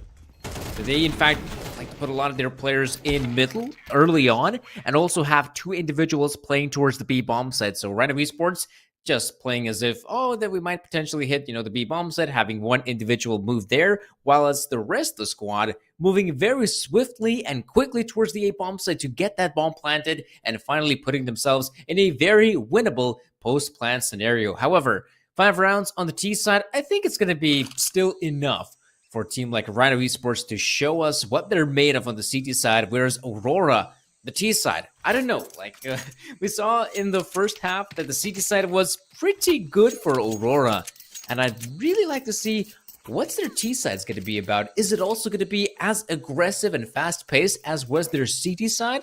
Well, we'll have to wait and see. Yeah, there's a lot for us to look forward to. And of course, if you guys are watching at home, hopefully you can tell us who you are looking forward to. And if you believe that you're right, head on over to our sponsor, GG Bet, and prove it. Put your money where your mouth is. But let's see where these players' mouths are, as it's Snappy. Going to be like a snapping turtle. Snap up, 1 pick, 2 pick. Oh my god, the running gun gets a beautiful start to the round. Ditas able to get another one. But wait a minute, it's more and more. Shigeo, all you. You're dead. Good try. Wow, I mean, that was a fast pistol round out of Rhyno. Looks like they just tore a page straight out of Aurora's playbook. I mean, look at this. Snappy comes in fast with the dualies. So good in that second guy as well. The flashbang, I'm not sure if it was really effective, but it sure as hell was worth it to deploy it. And so Aurora Youngblood, yeah, back to the pistols for them. So this is a great opportunity for Rhyno to even up the scoreline, and well, it's fast play towards the B-bomb side. Snappy, will he be successful? No, goes down to DS with the M4A1S. Nice spray on all 3 players. And so Rhyno, just like that, even out the scoreline. Yeah, tying up this game honestly wasn't that difficult. All you have to do is win the pistol with the Counter-Strike curve. It was a 7-5 half, but when you have shots like this from DD, this triple spray, so clean, so beautiful, and that's the reason why they were able to just continuously punish back this team. So now, off of that save round, though, we will be seeing a little bit of a buy. 3 AKs, 2 Galils, and it is an A push. Is there still a chance for redemption for Aurora Youngblood? On the T side, they have reinvested, so They got the guns, but not a lot of utility. Nice Molotov that being deployed there. Crazy still survives, but where's the backup? Oh no, they forgot to bring out the fire extinguishers. Now it's time to move in for Aurora. However, time has been wasted and no map control being gained towards the A-bomb set to perhaps retreat. No, they will persevere. Another shot comes in, so there's a chance to get that bomb planted. However, the players at Donut making a lot of work here. Fine work for the CTs and Rhyno Esports. They gotta wait. They gotta wait for that bomb plant to come in because Blixie, look at that. Nice headshot. Yeah, clean headshot, clean nade. I mean, it just perfectly tossed. I mean, went straight to the enemy and got the kill. So with that being said, look at Snappy. Okay, maybe don't look at Snappy. Okay, maybe look at Snappy. All right, good. Snappy able to get the pick with that, but Snappy's in a 1v2 now. And Easy and the rest of this team are quickly rotating over. They know where this last player is. They're planning in a position where anyone could be anywhere. And Snappy, read like a book. Easy is down. And now it's a 1v1. Blixie versus Snappy. Lots of footsteps. Stomping their way through, checking everything. They know that they're low on time. And they're down. Down and out. There we go. A nice victory here for the side of Aurora Youngblood. Blue-white with the opening frag. They made things just a little bit messy here, I'd say, on the A-bomb side. Nice nade as well there. Checked in by Blixie. And so once they realize the player is coming in from behind, so yeah, absolutely abandon your initial idea to plant the bomb on the A-bomb set and head on over towards B. Though I gotta say, though, wasn't really a big fan of that setup there. We saw one player peeking out there in middle. I thought it was not the best choice. However, if you're Rhyno, getting up close with the Deagle is in fact a great choice. Picking up that early frag, it is just the back 10, though. If you're Aurora Youngblood, you gotta be careful not to run into a stack, and something tells me you're making the wrong choice. Yeah, this is some pretty scary amount of damage being dealt over to AYB. Look at this. Blue-white 1-2. Don't switch weapons. Oh, got overconfident. Thought they got everybody. And that's actually going to be a Galil now in the hands of TMK. And a 2v2 could have been a completely different outcome from that. But it's all right. They have Snappy wanting to push up here. Look at Shigeo on this lurk. Snappy should know about it. And unfortunately, they knew, but they weren't able to get the pick anyways. Easy now has to rotate with the bomb. And they don't have much time. Look at TMK. Another jump on Shigeo. Gets the pick. Knows that Easy's up front. Almost gets him. Doesn't upgrade to the AK though. Goes for it. 1v2 right now. TMKJ aware of the positioning of the player, but who's going to come out on top? It is going to be Easy. There we go. Remember, TMK didn't really have armor alongside him, so of course he's very susceptible to an illness by the name of bullets. And so Rhyno, nice attempt, dealing the damage onto the T-set economy, which is still, I mean, very important. It's not like, say, Aurora Youngbloods have some sort of huge advantage heading into this one, and basically, if they end up losing just the 1 T round, that could be enough to reset the economy, so still, very important. And yeah, that's exactly what I'm talking about. Look at the curve. Wow, this is the make or break round. This is whether or not you decide if you want to go up or down. So with a timeout called, beautifully timed with the IGL, just a complete understanding of the overall economy for the enemies and themselves. Because honestly, you are calling this timeout after winning to organize what you want to invest in, what your buys are going to be coming up next. Is Easy going to be pulling out the op? That's the real question. And the answer is yes. Pulling out an op on attack can do wonderful things, but if you lose it and that goes in the hands of Snappy, this game can go very different. So this is a risk versus reward mentality that Aurora Youngblood is pulling out for us today. And if they do have what it takes, well, we might be seeing a huge upset here. Hopefully, Aurora will be able to get this round as they are in the momentum. But Rhyno, I don't think they want to go out without a fight. Momentum is possible. Renato and Co. holding on to middle for dear life, and well, that was a little bit scary, I gotta say. Renato losing a big chunk of his health, and well, Diaz is completely out of the equation. Wilby moves in for more, does go down to Snappy.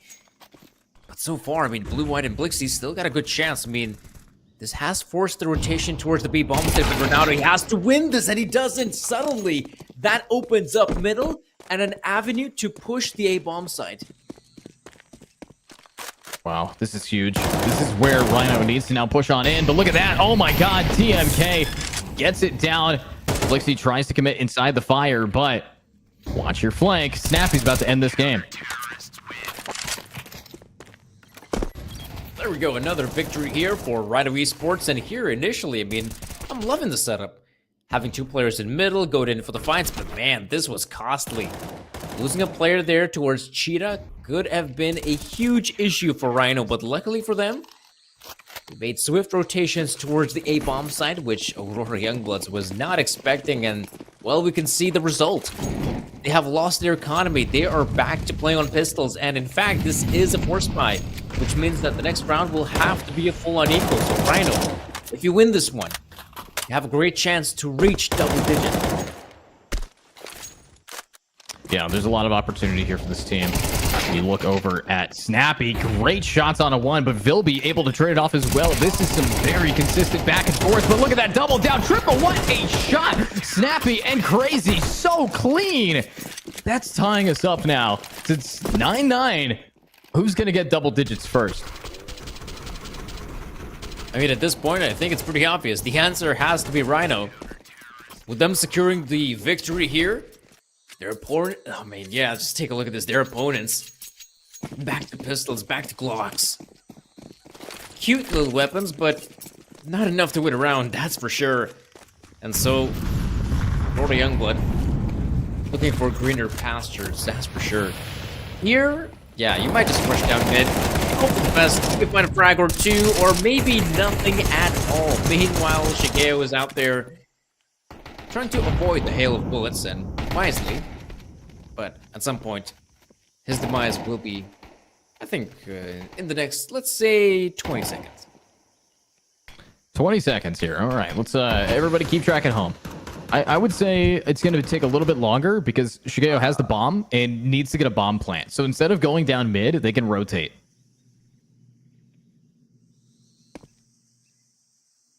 Oh, there we go. It was 30 seconds. seconds. It is. It was 30. If you looked at the clock, it was 30 seconds. Fair enough. Yeah, you're actually right about it. Yeah, it was 30. Oh, well.